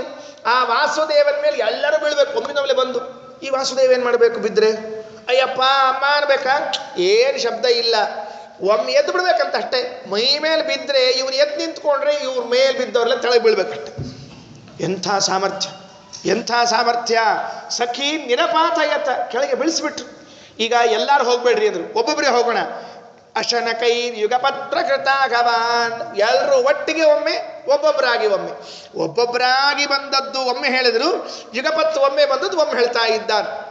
ಎಲ್ಲರನ್ನು ಬಿಡಿಸಿದ. ಸಹಸಿತೋ ದ್ವಿಜಸೂನು ರಯತ್ನವಾನ್, ನಗನಗತಾ ಇವರನ್ನೆಲ್ಲ ಬೆಳೆಸಿದ್ದಾನಂತ. ಅದಾಯ್ತು. ಮತ್ತೊಂದು ಆಟ ಅಂದ್ರು. ಏನು? ಏನಿಲ್ಲ, ಈಗ ನಾವು ನಿನ್ನ ಗಟ್ಟಿ ಹಿಡ್ಕೋತೀವಿ, ನೀ ಬಿಡಿಸ್ಕೋಬೇಕು, ಅಥವಾ ನೀ ನಮ್ಮ ಗಟ್ಟಿ ಹಿಡ್ಕೊ, ನಾ ಬಿಡಿಸ್ಕೋತೀನಿ. ವಾಸುದೇವಂದ, ನಾ ಹಿಡ್ಕೊಳ್ಳೋದು ಬೇಡ, ನೀವ ನನ್ನ ಹಿಡ್ಕೊಳ್ರಿ ಅಂದ. ಯಾಕ? ನಾ ಹಿಡ್ಕೊಂಡ್ಮೇಲೆ ನೀವು ಇರ್ಬೇಕಲ್ಲ ಅನ್ನ. ಯಾಕಂದ್ರೆ ನಾ ಹಿಡ್ಕೊ ಅಂತೀರಿ, ಅವಸರಲ್ಲೇ ಹಿಡ್ಕೊ ಅಂತೀರಿ, ನಾ ಹಿಡ್ಕೊಬೇಡ, ಬಿಡ್ಲಿಕ್ಕೆ ಬರಲಿಲ್ಲ ಅಂದ್ರೆ ಭಾಳ ಕಷ್ಟ ಆಗ್ತದೆ. ಈ ಕೂಸಿನ ಎತ್ಕೊಳ್ರಿ ಅಂತ ಹೇಳ್ತಿರ್ತಾವೆ ನೋಡ್ರಿ ಕೆಲವರು, ಗೊತ್ತಾಗ್ತಾರೆ ಇಲ್ಲಿ ಕೂಸಿನ ಎತ್ಕೊಳ್ಳೋದು, ಹಿಂಗೆ ಅಮ್ಕೊಂಡ್ಬಿಟ್ಟಿರ್ತಾವೆ, ಅವರ ಕೊಯ್ ಕೊಯ್ ಕೊಯ್ ಅಂತಿರ್ತಾವೆ. ಯಾಕೆ ಅಳ್ಲಿಕ್ಕತ್ತದ ಕೂಸಿ? ಬಿಟ್ರೆ ಅಳೋದು ನಿಲ್ಲಿಸ್ತದು. ಇವ್ರು ಆಪ್ರ ಹಿಡ್ಕೊಂಡಿದ್ರೆ ಹೆಂಗೆ ಅಳ್ಬೇಕು, ಬಿಡ್ಬೇಕು ಯಾಕೆ ಮತ್ತೆ? ಅದಕ್ಕೆ ಹಿಡ್ಕೊಳ್ರಿ ಬಿಡ್ರಿ ಅಂತ ತಿಳ್ಕೊಂಡು ಹೇಳೋದೊಂದು ಕಥೆ. ಗ್ರಹಣ ನಿಗ್ರಹಣೇ ಗ್ರಹಣೇ ದೃಢೇ ಗುರುಭರೋದ್ಧರಣಾದಿ ವಿಧೌ ಪಟೌ ಇಹ ವಿಭಾವುಪಚಾರ ಧಿಯಾ ನೃಡಾಂ ಋತಮಯಂ ನನು ಭೀಮ ಇತೀರಿತಂ. ಗ್ರಹಣ ನಿಗ್ರಹಣ, ಹಿಡಿದಾಗ ಬಿಡಿಸ್ಕೊಳ್ಳೋದು. ಬಂದು ಹಿಡ್ಕೊಂಡ್ರು, ಭಾರಿ ಹಿಡ್ಕೊಂಡ, ಬಿಡಿಸ್ಕೊಂಡೋಣ ಅಂದ್ರು. ಭೀಮಸೇನ ಇವನೇ ಅಲ್ವಾ, ಒಂದು ಸರ್ತಿ ಹಿಂಗಂದ ಅಷ್ಟ ಕೈ, ಅವ್ರ ಕೈನೇ ಮುರಿದು ಹೋಗ್ಬಿಡ್ಬೇಕು, ಅಷ್ಟು ಜೋರಾಗಿ ಆಗ್ಬಿಡ್ತಿತ್ತು ಇವ್ನ ಕೆಲಸ. ಪಾಪ ಕೈ ನೋವು ಮಾಡಿಕೊಂಡು ಮರುದಿವಸ ಬರೆಯೋದಿಲ್ಲ, ಓದೋದಿಲ್ಲ. ಯಾಕೋ ಅನ್ಬೇಕು, ನಿನ್ನೆ ಬ್ಯಾಟಿಂಗ್ ಮಾಡ್ಬೇಕಾದ್ರೆ ಬಾಲ್ ಒಂಚೂರು ಭುಜಕ್ಕೆ ತಾಕ್ಯದ ಗುರುಗಳು, ಹಿಂಗಾಗಿ ಒಂದು ವಾರ ರೆಸ್ಟ್ ಹೇಳ್ಯಾರ ಡಾಕ್ಟರು, ಬರೆಯೋ ಹಂಗಿಲ್ಲ, ಮುಗಿದೋದು ಕೆಲಸ ಅಷ್ಟೆ. ಈ ಬ್ಯಾಟಿಂಗ್ ಇವ್ರದ್ದು, ವಾಸುದೇವನ್ ಬ್ಯಾಟಿಂಗ್, ಅವ್ರ ಬಾಲಿಂಗ್, ಕೃಷ್ಣಾರ್ಪಣ. ಗ್ರಹಣ ನಿಗ್ರಹಣೇ ಗ್ರಹಣೇ ದೃಢೇ, ಅವರು ಬಂದು ಹಿಡಿಬೇಕು ಇವನ್ನ, ಅವ್ರು ಹಿಡಿಬೇಕು. ಇವನು ಹಿಡಿದಾಗ ಇವ್ರು ಬಿಡಿಸ್ಕೊಂಡಾದ್ಮೇಲೆ ನಾನು ಹಿಡಿತೀನಿ ಅಂತ ಹೋಗಿ ಅವ್ರು ಹಿಡ್ಕೋಬೇಕಂತ. ಬಿಡಿಸ್ಕೊಳ್ರಿ ಅನ್ಬೇಕು. ಅವ್ರು ಅನ್ಬೇಕು, ನೀ ಬಿಟ್ಟರೆ ಮನೆಗೆ ಹೋಗ್ತೀವಿ ಅನ್ಬೇಕು. ಬಿಡಿಸ್ಕೊಳ್ರಿ ಇಲ್ಲ, ನೀ ಬಿಟ್ಟರೆ ಮನೆಗೆ ಹೋಗ್ತೀವಿ ಅಂತ. ಅಷ್ಟು ಶಕ್ತಿಯುತವಾದ ಒಂದೊಂದು ಆಟಗಳು. ಅದಾದ್ಮೇಲೆ ಯಾರೋ ಹೇಳಿದ್ರಂತ, ಇಷ್ಟೇ ಇವನು ಮಾಡ್ತಾನೆ ಅಂದರೆ ಇವನ ಕಡೆಯಿಂದ ಇನ್ನೊಂದು ಕೆಲಸ ಮಾಡಿಸ್ಬೋಣಂತ. ಏನು? ಆ ಕಲ್ಲದಲ್ಲ, ಆ ಕಲ್ಲು ಎತ್ತಿಲ್ಲಿ ಹಾಕೋಣಂತ, ನೀ ಅಷ್ಟು ಗಟ್ಟಿದ್ರೆ ಅಂತಂದ್ರೆ ಏನನ್ಬೇಕ್ರಿ ಹುಡುಗ? ಗುರುಭರೋದ್ಧರಣಾದಿ ವಿಧೌ ಪಟವು, ಹೋಗಿ ಒಂದ ಕೈಲಿ ಎತ್ತಿ ತಂದಿಟ್ಬಿಡ್ಬೇಕ. ಎಲ್ಲರ ಒಂದೇ ಕೈಲಿ ಆ ಕಲ್ಲು, ಯಾವ ಹುಡುಗರು ಆ ಕಲ್ಲು ಕನಸ ಮನಸ ವಾಚ ಇದನ್ನ ಎತ್ತಲಿಕ್ಕೆ ಸಾಧ್ಯ ಇಲ್ಲ ಅನ್ಕೊಂಡಿದ್ವೋ ಅಂಥ ಕಲ್ಲನ್ನು ಒಂದೇ ಕೈಲಿ ತಂದು ಎತ್ತಿಟ್ಬಿಟ್ರಂತ. ಗುರುಗಳಿಗೆ ಹೋಗಿ ಹೇಳಿದ್ರು, ಗುರುಗಳ ಇವನ ಹೆಸರು ವಾಸುದೇವ್ ಬೇಡ, ಭೀಮಸೇನ ಅಂತಿಳ್ರಿ ಅಂತ ಹೇಳಂತ. ಯಾಕೆ? ಏನ್ರಿ ಇವ್ ಕಲ್ಲು ಎತ್ತಿಟ್ಬಿಟ್ಟ ಅಂತ. ಇವತ್ತಿಗೂ ಆ ಪಾಠಶಾಲೆಗೆ ಹೋದರೆ ತೋರಿಸ್ತಾರೆ, ಅಲ್ಲಿ ವಾಸುದೇವ ಎತ್ತಿದ ಕಲ್ಲುಗಳಿವೆಲ್ಲ ಅಂತ ತೋರಿಸ್ತಾರೆ. ನಾವು ನೋಡಿ ಕೈ ಮುಗಿದು ಅನುಸಂಧಾನ ಮಾಡಿ ಬರಬೇಕಷ್ಟೇ. ಭಾಳ ಭಕ್ತಿಯಿಂದ ಮಧ್ವಾಚಾರ್ಯ ಎತ್ಯಾರ, ನಾವು ಒಂಚೂರು ಎತ್ತೀವಿ ಅಂತ ಹೋದ್ರೆ ಆಮೇಲೆ ಗಂಭೀರ ಆಗ್ತದೆ ಪರಿಸ್ಥಿತಿ. ಗುರುಭರೋದ್ಧರಣಾದಿ ವಿಧೌ ಪಟವು. ಇಂತಿಪ್ಪ ಗುರುಕುಲದಲ್ಲಿ ವಾಸುದೇವ ಗುರುಗಳಿಗೆ ಒಂದು ಸಮಸ್ಯೆ ತಲೆ ತೋರ್ತಂತೆ. ಏನಾಯಿತು? ಏನಿಲ್ಲ, ಆ ಸುತ್ತಮುತ್ತ ಎಲ್ಲ ತೋಟ ಮಾಡಿಕೊಂಡಿದ್ರಲ್ಲ, ಮಳೆ ಆಗದೆ ಇದ್ದಾಗೆಲ್ಲ ನೀರಿನ ಕೊರತೆ, ನೀರಿಲ್ಲ ಅಂದಾಗ ಆಹಾರದ ಕೊರತೆ, ಬರೋ ವಿದ್ಯಾರ್ಥಿಗಳಿಗೆ ಆಹಾರದ ಕೊರತೆ ಆಯಿತು. ಅವ್ರಿಗೆ ಚಿಂತೆ ಕಾಡ್ಲಿಕ್ಕೆ ಶುರುವಾಯಿತು. ಪಾಠ ಹೇಳೋ ಗುರುಗಳು ಚಿಂತೆಯಲ್ಲಿ ಪಾಠ ಹೇಳಿದ್ರೆ ಪಾಠ ಸರಿ ಹೋಗಲ್ಲ. ಗುರುಗಳ ಚಿಂತೆ ಅರ್ಥ ಆಯಿತು ವಾಸುದೇವನಿಗೆ. ಅದು ತೈತ್ರಿಯ ಉಪನಿಷತ್ನಲ್ಲಿ ಹೇಳುವಾಗ ಒಂದು ಮಾತು ಹೇಳ್ತಾರೆ, ಕುರುವಾಣ ಚೀರಮಾತ್ಮನಃ. ಅಮ್ಮ ಮಹಾಲಕ್ಷ್ಮಿ, ನೀನು ನಮ್ಮ ಮನೆಯಲ್ಲಿ ನೆಲೆಸ್ಬೇಕು. ಯಾಕೆ ನೆಲೆಸ್ಬೇಕು ಅಂದರೆ, ವಿದ್ಯಾರ್ಥಿಗಳೇನು ಬರ್ತಾರೆ ನಮ್ಮಲ್ಲಿ ಊಟಕ್ಕೆ ಪಾಠಕ್ಕೆ ಏನು ಬರ್ತಾರೋ ಅವರಿಗೆಲ್ಲ ಸಮೃದ್ಧವಾಗಿ ಊಟಕ್ಕಾಗಿ ಬಟ್ಟೆ ಕೊಟ್ಟು ಪಾಠ ಹೇಳಿ ಕಳಿಸ್ಬೇಕು. ಅಷ್ಟು ಅನುಗ್ರಹ ನಿನ್ನಿಂದ ಆಗಬೇಕು ಅಂತ ಹೇಳಿ ಪ್ರಾರ್ಥನೆ ಮಾಡಿಕೊಂಡು ವಿದ್ಯಾಪೀಠ ಪ್ರಾರಂಭ ಮಾಡಬೇಕಂತ. ಹಾಗಾಗಿತ್ತು. ನೋಡಿದ್ರು ಸಮಸ್ಯೆ. ಗುರುಗಳು ಕೆಲವು ದಿವಸದಿಂದ ಮುಖ ಸಪ್ಪ ಮಾಡ್ಕೊಂಡಿದ್ರು, ಎಲ್ಲೋ ಮನಸ್ಸು ಏನು ಆಯಿತು ಅಂತ ಹೇಳಿ ಕೊನೆಗೊಂದು ದಿವಸ ಗೊತ್ತಾಯಿತು ವಾಸುದೇವನಿಗೆ. ದಂಡ ತಗೊಂಡ ಮತ್ಯಥಾ ಪ್ರಕಾರ ಮಳೆಗಾಗಿ ಕಾಯುವುದೇ ಬೇಡ ಅಂದ. ಮಳೆಗಾಗಿ ಕಾಯೋದು ಯಾಕೆ? ನೀರು ಬೇಕು ಅಂತಾನೆ, ನಾವೇ ನೀರನ್ನು ಸೃಷ್ಟಿ ಮಾಡಿಬಿಡೋಣ ಅಂತ ಹೇಳಿ ಗುರುಕುಲದ ಮುಂದೆ ಒಂದೇಟ್ ಬಿಟ್ಟ. ಅಲ್ಲಿ ನೋಡ್ರಿ ಜಾಗ, ದೊಡ್ಡ ಜಾಗ. ಹೊಡೆದ್ರೆ ಭೂಮಿ ಅಡ್ಡಾಗಲ ಬಿರಿದುಕೊಂಡು ನೀರು ಬರ್ಲಿಕ್ಕೆ ಪ್ರಾರಂಭ ಆಯಿತು. ಆಶ್ಚರ್ಯ ಅಂದರೆ ಅವತ್ತೇನು ಅದು ದಂಡ ತೀರ್ಥ ನಿರ್ಮಾಣ ಆಯಿತು. ಇವತ್ತಿನವರೆಗೂ 800 ವರ್ಷಗಳು ಒಂದು ದಿವಸವೂ ಬತ್ತದೇ ಇರುವ ಕೆರೆ ಅದು. ನೆನಪಿಟ್ಟುಕೊಳ್ರಿ. ಬೇಸಿಗೆಗಾಲ ಬರಲಿ, ಚಳಿಗಾಲ ಮಳೆಗೆ ಬೇಕಾದ ಬಂದರೂ ಬತ್ತಿಲ್ಲ. ಅಲ್ಲದೆ ಕೆರೆ ಎಂದ್ಮೇಲೆ ಬತ್ತಂಗೆ ಇಲ್ಲವು ನಿಂತೇ ಇರ್ತಾವೆ. ನೀರೆಲ್ಲಿ ಹೋಗಬೇಕು ಅಂದರೆ ನಿರಂತರವಾಗಿ ನೀರು ಹೊರಗೆ ಹೋಗ್ತಾ ಇರ್ತದೆ. ಅದರಿಂದ ಯಾರು ದಂಡ ತೀರ್ಥಕ್ಕೆ ಹೋಗಿರೋ ಅವ್ರಿಗೆ ಮಾತ್ರ ಗೊತ್ತಿರ್ತದೆ. ಅಲ್ಲಿ ಹೋದರೆ ಅದು ನೀರು ಕುಡಿಲಿಕ್ಕೆಲ್ಲ ವ್ಯವಸ್ಥೆ, ತೋಟಗಳಿಗೆ ಹಾಯಿಸ್ಲಿಕ್ಕೆ ವ್ಯವಸ್ಥೆ ಮಾಡಿದ್ದು. ಆ ತೋಟಗಳಿಗೆ ಹಾಯಲಿಕ್ಕೆ ನಿರಂತರವಾಗಿ ನೀರು ಹೋಗ್ತಾ ಇದ್ರೂ ಕೂಡ ನೀರು ಬರ್ತಾನೇ ಇರ್ತದೆ. ಏನು ನಿಂತಿಲ್ಲ. ಇಂಥ ಅದ್ಭುತವಾದ ಒಂದು ದಂಡತೀರ್ಥ ನಿರ್ಮಾಣ ಮಾಡಿ ಗುರುಗಳ ಚಿಂತೆ ಕಳೆದ್ರಂತ. ಇವತ್ತಿಗೂ ಕೂಡ ಏನು ಸಂಪ್ರದಾಯ ಅಂದರೆ, ಉಡುಪಿಯಲ್ಲಿ ಯಾರು ಪರ್ಯಾಯ ಸ್ವೀಕಾರ ಮಾಡಬೇಕೋ ಆ ಪರ್ಯಾಯದ ದಿವಸ ಬೆಳಿಗ್ಗೆ 3 ಗಂಟೆಗೆ ಸರಿಯಾಗಿ ಅಲ್ಲಿ ಸ್ನಾನ ಮಾಡಬೇಕು. ಎಲ್ಲಿ? ಈ ದಂಡತೀರ್ಥದಲ್ಲಿ ಸ್ನಾನ ಮಾಡಬೇಕು. ಯಾರೇ ಪರ್ಯಾಯ ಸ್ವೀಕಾರ ಮಾಡಲಿ, 2 ವರ್ಷಕ್ಕೊಮ್ಮೆ ಪರ್ಯಾಯ ಬರ್ತೀವಿ. ಮೊದಲಿಗೆಲ್ಲ 2 ತಿಂಗಳಿಗೊಮ್ಮೆ ಬರ್ತಿತ್ತು. ರಾಜರು ಬಂದು 2 ವರ್ಷಕ್ಕೊಮ್ಮೆ ಮಾಡಿದ್ದಾರಲ್ಲ, ಇವತ್ತಿಗೂ ಕೂಡ ಪರ್ಯಾಯ ಸ್ವೀಕಾರ ಅಂದರೆ ಮೊದಲು ಹೋಗಿ ಆಚಾರ್ಯರು ಅಧ್ಯಯನ ಮಾಡಿದ ಗುರುಕುಲ ತೋಟಂತಿಲ್ಲಾಯರ ಮನೆ ದಂಡತೀರ್ಥ ಅಲ್ಲಿ ಹೋಗಿ ಆ ಸ್ನಾನ ಮಾಡಿಕೊಂಡು ಬಂದು ಪರ್ಯಾಯ ಪೀಠಕ್ಕೆ ಇರಬೇಕು. ಇದು ಇವತ್ತಿಗೂ ಸಂಪ್ರದಾಯ ಉಳ್ಕೊಂಡಿದೆ. ಅಷ್ಟು ಅದ್ಭುತವಾದ ತೀರ್ಥ ಅದು. ಆಚಾರ್ಯ ಹೀಗೆ ಅನೇಕ ಕಡೆಗಳಲ್ಲಿ ದಂಡತೀರ್ಥ ಮಾಡಿದ್ದಾರೆ. ಒಂದು ತಮ್ಮನೆ ಹಿಂದುಗಡೆಗೆ, ಒಂದು ಗುರುಕುಲದಲ್ಲಿ, ಒಂದು ಶ್ರೀಮುಷ್ಣ ಕ್ಷೇತ್ರದಲ್ಲಿ ದಂಡತೀರ್ಥ ಮಾಡಿದ್ದಾರೆ. ಆ ಶ್ರೀಮುಷ್ಣ ಯಾತ್ರೆಗೆ ಬಂದಾಗ ಆ ಕಥೆ ಬರ್ತದೆ. ಅಲ್ಲೊಂದು ದಂಡತೀರ್ಥ ಮಾಡಿ ಒಬ್ಬ ಗರ್ಭಿಣಿ ಸ್ತ್ರೀ ಅವಳು ಪಾಪ ನೀರು ತರಬೇಕು ಅಂತ ಹೊರಟಿದ್ದಿದ್ರೆ ಅದು ತುಂಬ ದೂರ, ಅಲ್ಲಿಂದ ನೀರು ಹೊತ್ಕೊಂಡ್ಬರ್ಬೇಕಲ್ಲ ಅಂತ ಬಹಳ ದುಃಖ ಆಗ್ತಿತ್ತಂತೆ. ನೋಡಿದ್ರು ತಕ್ಷಣ ಆವಾಗ ಸನ್ಯಾಸಿಗಳಿಗಿನ್ನು ಬ್ರಹ್ಮಚಾರಿಗಳು, ಆಗ ಸನ್ಯಾಸಿಗಳು ದಂಡವನ್ನು ಭೂಮಿ ಮೇಲೆ ಹೀಗೆ ಇಟ್ಟರಷ್ಟೇ. ಅಲ್ಲೊಂದು ದಂಡತೀರ್ಥ ನಿರ್ಮಾಣ ಆಯಿತು. ಆ ಹೆಣ್ಣುಮಗಳಿಗೆ ಹೇಳಿದರು, ನೀನು ಇಲ್ಲಿಂದ ನೀರು ತೊಗೊಂಡು ಹೋಗಮ್ಮ ಅಂತ ಹೇಳಿದ್ರು. ಅವತ್ತಿನಿಂದ ಅಲ್ಲಿಂದ ನೀರಂತ ದಂಡತೀರ್ಥ. ಹೀಗೆ ಆಚಾರ್ಯರು 3 ಕಡೆಗಳಲ್ಲಿ ದಂಡತೀರ್ಥ ನಿರ್ಮಾಣ ಮಾಡಿದ್ದು ಅಂತ ಪ್ರಸಿದ್ಧಿ ಉಂಟು. ಅಂತೂ ಇದೊಂದು ಆಯಿತು ಕಥೆ. ಇದು ಮುಗಿದ ಮೇಲೆ ಇನ್ನು ಮುಂದೆ ಸ್ವಲ್ಪ ವ್ಯತ್ಯಾಸ ಆಗತ್ತೆ. ಅದು ಏನು ಅಂತ ಇನ್ನು ಶ್ಲೋಕ ಹೇಳೋಣಂತ. ಈಗ ನೋಡ್ರಿ, ಇಷ್ಟೆಲ್ಲ ಆಟ ಆಡ್ತಾ ಇದ್ದ ಹುಡುಗ, ಬರೇ ಆಟ. ಒಂದು ದಿವಸ ಅವರು ಗುರುಗಳು ನೋಡಿದ್ರಂತ, ಈ ಹುಡುಗ ಎಲ್ಲ ಮಾಡೋದು ಸರಿ, ಆಟನೇ ಆಡ್ತಿರ್ತಾನಲ್ಲ ಬರೇ ಅಂತ ಅವರಿಗೆ ಬೇಸರ. ವಿಹರತೀತಿ ಪಠತ್ಯಪಿ ನ ಸ್ಫುಟಂ ಸ್ವಗೃಹಗಾಮಿನಿ ಚಾದೃತಮಾಯತಿ ಪರಿತುತೋಷಣ ತತ್ರ ಜಗದ್ಗುರು ಸಖಿಲ ಪೂಗವನಾನ್ವಯದೋದ್ವಿಜಃ. ಬರೇ ಆಟ ಆಡ್ತಾ ಇದ್ದಲ್ಲಿ ಹುಡುಗ. ಇಲ್ಲಿ ಒಂದು ಸಣ್ಣ ಪ್ರಶ್ನೆ ನಿಮಗೆಲ್ಲ ಅಲ್ಲಿ ಬೇಗನೆ ಗಮನಕ್ಕೆ ಬರ್ತದೆ ಅಂತ ಹೇಳ್ತೀನಿ. ಏನು? ಹೀಗೆ ಮಕ್ಕಳು ಆಟ ಆಡಬಹುದಾ ಅಂತ ಪ್ರಶ್ನೆ.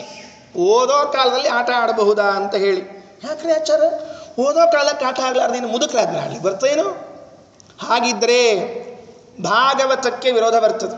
ಪ್ರಹ್ಲಾದರಾಜರು ಗುರುಕುಲಕ್ಕೆ ಹೋದಾಗ ಎಲ್ಲ ಹುಡುಗರು ಆಟ ಆಡ್ಲಿಕ್ಕತ್ತು ಕರ್ಲಿಕ್ಕತ್ತಿದ್ರಂತ ಪ್ರಹ್ಲಾದರಾಜರಿಗೆ. ಪ್ರಹ್ಲಾದ ಬಾರೋ, ಆಟ ಆಡಬಾರೋ ಅಂತ ಕರೆದ್ರೆ ಬೈದ ಪ್ರಹ್ಲಾದ. ಮೂರ್ಖರಿದ್ದೀರಿ ನೀವೆಲ್ಲ, ಆಟ ಆಡಿ ಟೈಮ್ ಹಾಳು ಮಾಡ್ತೀರಾ ಅಂತಂದ. ಯಾಕಂದ್ರು ಪ್ರಹ್ಲಾದರಾಜರು ಅಂದರೆ ಹೀಗೆ ಒಳ್ಳೆ ಟೈಮು ಧರ್ಮಾಚರಣೆಯನ್ನು ಮಾಡಲಿಕ್ಕೆ. ಕೌಮಾರ ಆಚರೇತ್ ಪ್ರಾಜ್ಞ ಧರ್ಮಾನ್ ಭಾಗವತಾನಿಹ. ಈ ಬಾಲ್ಯದಲ್ಲಿ ನೀವು ಧರ್ಮವನ್ನು ಅಭ್ಯಾಸ ಮಾಡಲಿಲ್ಲ ಅಂದರೆ ಧರ್ಮಾಚರಣೆಯನ್ನು ಮಾಡಲಿಲ್ಲ ಅಂತಾದರೆ ವಯಸ್ಸಾದ ಮೇಲೂ ಕೂಡ ಮಾಡಲಿಕ್ಕಾಗೋದಿಲ್ಲ ನಿಮ್ಮ ಕಡೆಗೆ. ಸಾಯೋ ಮುದುಕನ್ನು ಸಾಲಿಗೆ ಒಯ್ದು ಹಾಕಿದ್ರು ಅಂತ ಒಂದು ಗಾದಿ ಮಾತದ ಅಂತ. ಏನು ಮಾಡ್ತೀರ ಒಯ್ದು ಸಾಲಿಗೆ ಹಾಕಿ? ಸಾಯೋ ಮುದುಕ ಕೈಕಾಲು ಅಡಗ್ತಿರ್ತಾವೆ, ಸಾಲಿಗೆ ಹಾಕಿದ್ರು ಅಂತ ತಿಳ್ಕೊಂಡು. ಆಗ ಸಂಧ್ಯಾವಂದನೆ ಅಂತ ಆ ಚಮನಂ ಅನ್ಬೇಕು ಪುರೋಹಿತರು. ಅವಂಗ ಚಮಚ ಅಂತ ಅವ್ನು ಕೇಳಿಸ್ಬೇಕು. ಯಾಕಂದ್ರೆ ಕಿವಿ ಕೇಳಿಸಂಗಿಲ್ಲ ಅವ್ರಿಗೆ, ಕಿವಿರೇ ಕೇಳಿಸಲ್ಲ ಪಾಪ. ಕೇಶವಾಯ ಸ್ವಾಹ ಅಂತ ಅಂದ್ಕೊಳ್ಳೆ ಯಾವ ಶವ ಬಂತು ಅಂತ ಕೇಳ್ತಾನೆ. ಯಾಕಂದರೆ ಅವರಿಗೆ ಹೋಗ್ಬಿಟ್ಟಿರ್ತದೆ, ಶವ ಮಾತ್ರ ಕೇಳಿಸ್ತಿರ್ತದೆ. ಕೇಶವಾಯ ಸ್ವಾಹ ಆಗ್ತಿರ್ತಾರೆ. ಈ ಸಾಯೋ ಮುದುಕನ ಸಾಲಿ ಒಯ್ದು ಹಾಕಿದ್ರೆ ವೇಸ್ಟ್. ಮಾಡೋ ಕಾಲಕ್ಕೆ ಚೆನ್ನಾಗಿ ಸಣ್ಣವರಿದ್ದಾಗೆ ಮಾಡಿಬಿಡ್ಬೇಕು. ಬಾಲ್ಯದಲ್ಲಿದ್ದಾಗಲೇ ವೇದಾಧ್ಯಯನ ಶಾಸ್ತ್ರಾಧ್ಯಯನ ಎಲ್ಲ ಮಾಡಿದ್ದಿದ್ರೆ ಮುಂದೆ ಉಪಯೋಗ ಬೀಳ್ತದಂತೆ. ಅದಕ್ಕೆ ಆಟ ಆಡಬಾರ್ದು ಪ್ರಹ್ಲಾದರಾಜ ಹೇಳಿದರು. ಶ್ರೀಮದಾಚಾರ್ಯರು ಕೃಷ್ಣಾಮೃತ ಮಹಾಣವದಲ್ಲಿ ಹೇಳುವಾಗ ಒಂದು ಕ್ಷಣ ನೀವು ವ್ಯರ್ಥ ಮಾಡಬೇಡ್ರಿ ಅಂತ ಹೇಳಿದ್ದಾರೆ. ಸಾಹಾನಿಹಿ ತನ್ಮಹಚ್ಛಿದ್ರಂ ಸಾಚಾಂದ ಜಡಮೂಕಥಾ ಯನ್ಮುಹೂರ್ತಂ ಕ್ಷಣಂ ವಾಪಿ ವಾಸುದೇವೋ ನ ಚಿಂತ್ಯತೆ. ಒಂದು ಕ್ಷಣ ನೀವು ವಾಸುದೇವನ ಸ್ಮರಣೆಯನ್ನು ಮಾಡದೇ ಇದ್ರೆ ಅದರಷ್ಟು ದೊಡ್ಡ ಹಾನಿ ಇನ್ಯಾವುದಿಲ್ಲ. ಏನೋ ಅಲ್ಲಿ ದುಡ್ಡು ಹಾಕಿದ್ವಿ ಕಳ್ಕೊಂಡ್ವಿ, ಇಲ್ಲಿ ಆರೋಗ್ಯ ಹೋಯಿತು, ಮಾನ ಹೋಯಿತು, ಇದು ಯಾವ ಹಾನಿಗಳು ಅಲ್ಲ. ಸಾಹಾನಿಹಿ ತನ್ನ ಮಹಚ್ಛಿದ್ರಂ ಸಾಚಾಂದ ಜಡಮೂಕಥಾ. ಅದೇ ನಿಮ್ಮ ಜೀವನದ ಕುರುಡು ಕಿವುಡುತನ ಯಾವುದು? ಎನ್ ಮುಹೂರ್ತಂ ಕ್ಷಣಂ ವಾಪಿ ವಾಸುದೇವೋನ ಚಿಂತ್ಯತೆ. ಒಂದು ಕ್ಷಣವೂ ವಾಸುದೇವನ ಸ್ಮರಣೆ ಮಾಡದೇ ಇದ್ರೆ ಏನು ಪ್ರಯೋಜನ? ಇಷ್ಟು ನಿರ್ಧಾರ ಹೇಳಿದ ವಾಸುದೇವ ಅರ್ಥಾತ್ ವಾಯುದೇವ ಅರ್ಥಾತ್ ಮಧ್ವರಾಜರು ಇವತ್ತ್ಯಾಕೆ ತಾವು ಆಟಕ್ಕೆ ನಿಂತ್ಕೊಂಡ್ರು? ಹಾಗಿದ್ರೆ ಅವರು ಆಟ ಆಡಿದ ತಪ್ಪಲ್ವ? ಇನ್ನೊಬ್ರಿಗೆ ಮಾತ್ರ ಹೇಳ್ತಾ ಇರೋದು, ತಾವು ಮಾತ್ರ ಆಟ ಆಡ್ತಾರೆ. ನೀವೆಲ್ಲ ಸಂಧ್ಯಾವಂದನೆ ಮಾಡಿರಿ, ನಾ ಕ್ರಿಕೆಟ್ ಆಡ್ತಿರ್ತೀನಿ. ಏನ್ರಿ ನೀ ಕ್ರಿಕೆಟ್ ಆಡಿ ನಾವ್ಯಾಕೆ ಸಂಧ್ಯಾನ ಮಾಡಬೇಕು? ನಾವು ಸಂಧ್ಯಾನ ಮಾಡಿ ನಾವು ಕ್ರಿಕೆಟ್ ಆಡ್ತೀವಿ, ಹಾಗಾಯ್ತಲ್ಲ ಅಂತ ಕೇಳಿದ್ರೆ ಅಲ್ಲ. ಈಗ ಪ್ರಹ್ಲಾದರಾಜರು ಮಾಡಿದ್ದಕ್ಕೂ ವಾಸುದೇವ ಮಾಡಿದ್ದಕ್ಕೂ ಬಹಳ ವ್ಯತ್ಯಾಸ ಇದೆ. ಯಾಕೆ ಅಂದರೆ ಸಿದ್ಧರು ಸಾಧ್ಯರು ಅಂತ ಇಬ್ಬರಿದ್ದಾರೆ. ಅಂದರೆ ಇನ್ನು ಮುಂದೆ ಮೋಕ್ಷವನ್ನು ಹೊಂದವರು ಅಂತ ಸಾಧನೆ ಮಾಡಿಕೊಳ್ಳೋರು ಅಂತೇನಿದ್ದಾರಲ್ಲ ಅವರು ಒಂದು ಪಂಗಡ, ಈಗಾಗಲೇ ಎಲ್ಲ ತಯಾರಿ ಮಾಡ್ಕೊಂಡು ಕೂತವರು ಅಂತ ಒಂದು ಪಂಗಡ. ಇವರು ತಯಾರಾದ ಪಂಗಡದಲ್ಲಿ ಬರ್ತಾರೆ ವಾಸುದೇವ. ಈ ಪ್ರಹ್ಲಾದರಾಜರು ತಯಾರಾಗೋರು ಪಂಗಡದಲ್ಲಿ ಬರ್ತಾರೆ. ಆ ಗುಂಪಿನಲ್ಲಿ ಇದ್ದವರು ಸಾಧನೆ ಮಾಡಬೇಕು. ಯಾರೋ ಒಂದು ಹುಡುಗ ಎಕ್ಸಾಮ್ ನಡೀತಾ ಇದ್ರೆ ಹೊರಗಡೆಗೆ ಆಟ ಆಡ್ತಾ ಇದ್ನಂತೆ. ಮಾಸ್ತರ್ ಬಂದು ಕೇಳಿದ್ರೆ, ಏನೋ ಆಟ ಆಡ್ಲಿಕ್ಕತ್ತಿ, ಪರೀಕ್ಷೆ ಆದ ಗೊತ್ತಿಲ್ಲ ಅಂತ ಕೇಳಿದ್ರಂತೆ. ಅವ ಹೇಳ್ದ, ಬರೆದು ಬಂದೀನಿ ಏನಂತ. ಹಿಂಗೆ ಹೋಗಂತ ಹೇಳಂತ. ಅರ್ಥ ಆಯ್ತಾ? ಪರೀಕ್ಷೆ ಇದೆಯಲ್ಲ, ಯಾಕೆ ಆಟ ಆಡ್ತಾ ಇದ್ದಿ ಅಂತ ಕೇಳಿದ್ರೆ ಬರ್ದಿನ ಸಾರನ್ನಂತೆ, ಹೋಗಿ ಆಟ ಆಡ್ಲಿಕ್ಕೆ ಹೋಗು ಅಂದ್ರಂತೆ. ಅಂದರೆ ಯಾರು ಬರದಾಗಿದೆಯೋ ಅವರಿಗೆ ಆಟ ಆಡೋ ಅಧಿಕಾರ ಉಂಟು. ಯಾರು ಇನ್ನೂ ಪರೀಕ್ಷೆ ಬರೆದಿಲ್ಲ ಅವರಲ್ಲೇ ಇದ್ದು ಬರೀಬೇಕಾದದ್ದು. ಹಾಗಾದರೆ ವಾಸುದೇವ ಎಂಥವರು ಅಂದರೆ ಪರೀಕ್ಷೆಯಲ್ಲಿ ಉತ್ತೀರ್ಣರಾದ ವಿದ್ಯಾರ್ಥಿಯವರು, ಅವರು ಆಟ ಆಡಬಹುದು. ಅವರು ಆಟ ಆಡುವಾಗಲೂ ಕೂಡ ಏನು ಆಟ ಆಡ್ತಾ ಇದ್ರು, ಏನು ಅನುಸಂಧಾನ ಮಾಡ್ತಾ ಇದ್ರು ಅಂದರೆ ಅಲ್ಲೊಂದು ಸ್ತೋತ್ರ ಮಾಡಿದರು ಅಂತ ಹೇಳ್ತಾರೆ. ಕಂದುಕ ಸ್ತುತಿ ಅಂತ ಕರೀತಾರೆ. ಚಂಡಾಟ ಆಡ್ತಾ ಇದ್ದದ್ದು ಕಂದುಕ ಸ್ತುತಿ ಆಯ್ತಂತೆ. ಅಂಬರ ಗಂಗಾ ಚುಂಬಿತ ಪಾದಃ, ಚಂಡಾಟ ಆಡ್ತಿದ್ರಂತೆ. ಚೆಂಡು ಹುಡುಗರಿಗೆ ಒಗೆಯೋದು, ಮೇಲಿಂದ ಕೆಳಗೆ, ಕೆಳಗಿಂದ ಮೇಲೆ ಹೋಗ್ತಿತ್ತದು ಚೆಂಡು. ಆ ಚೆಂಡು ಮೇಲೆ ಕೆಳಗೆ ಹೋಗ್ತಿದ್ರೆ ಅದಕ್ಕನುಗುಣವಾಗಿ ಒಂದು ಸ್ತೋತ್ರ ಮಾಡಿದ್ರಂತೆ ವಾಸುದೇವ ಬಾಲ್ಯದಲ್ಲಿ. ಏನೇ ಅಂಬರ ಗಂಗಾ ಚುಂಬಿತ ಪಾದಃ ಪದತಲ ವಿದಲಿತ ಗುರುತರ ಶಕಟ ಕಾಲಿಯನಾಗಕ್ಷ್ವೇಲ ನಿಹಂತ ಸರಸಿ ಜನವದಲ ವಿಕಸಿತ ನಯನಗ. ಎಷ್ಟು ಚಂದಾದ ಸ್ತೋತ್ರ ಮಾಡಿದ್ದಾರೆ ಅಂದರೆ ಅದು ಚೆಂಡು ತೆಳಗು ಮೇಲು ತೆಳಗು ಮೇಲು ಹೋಗ್ತಾ ಇದ್ರೆ ಅಂಬರ ಗಂಗಾ ಚುಂಬಿತ ಪಾದಃ, ಕೃಷ್ಣನ ಪಾದವರ್ಣನೆ ಮಾಡಿರುವಂತಹ ಶ್ಲೋಕ. ಚಂಡಾಟದಲ್ಲಿ ಚಂಡಾಟ ಕಂದುಕ ಸ್ತುತಿ ಆಯಿತು. ಇಂಥ ಆಟ ಆಡಬಹುದು. ಇಂಥ ಆಟ ಎಷ್ಟಾಡಿದರೂ ತೊಂದರೆ ಇಲ್ಲ. ನಾವು ಆಟಕ್ಕೆ ಕೂತ್ರೆ ಆಟಕ್ಕೆ, ಊಟಕ್ಕೆ ಕೂತ್ರೆ ಊಟಕ್ಕೆ, ಪಾಠಕ್ಕೆ ಕೂತ್ರೆ ಊಟ ಆಟ ನೆನಪಾಗ್ತಾವೆ, ಅಲ್ಲಿ ಪಾಠ ನೆನಪಾಗಂಗಿಲ್ಲ ನಮಗೆ. ಯಾಕೆ? ಸಮಾನವಾದ ಶಬ್ದಗಳು. ಆಟ, ಊಟ, ಪಾಠ ಅವು ಸಮಾನ ಶಬ್ದಗಳು ಕೇಳಿದ ಕೂಡಲೇ ಯಾವುದು ಅಲ್ಪಾಕ್ಷರ ಯಾವುದು ಮಹಾಪ್ರಾಣ ಸ್ವಲ್ಪ ಸಮಸ್ಯೆ ಆಗ್ತಿರ್ತೆ ನೋಡ್ರಿ.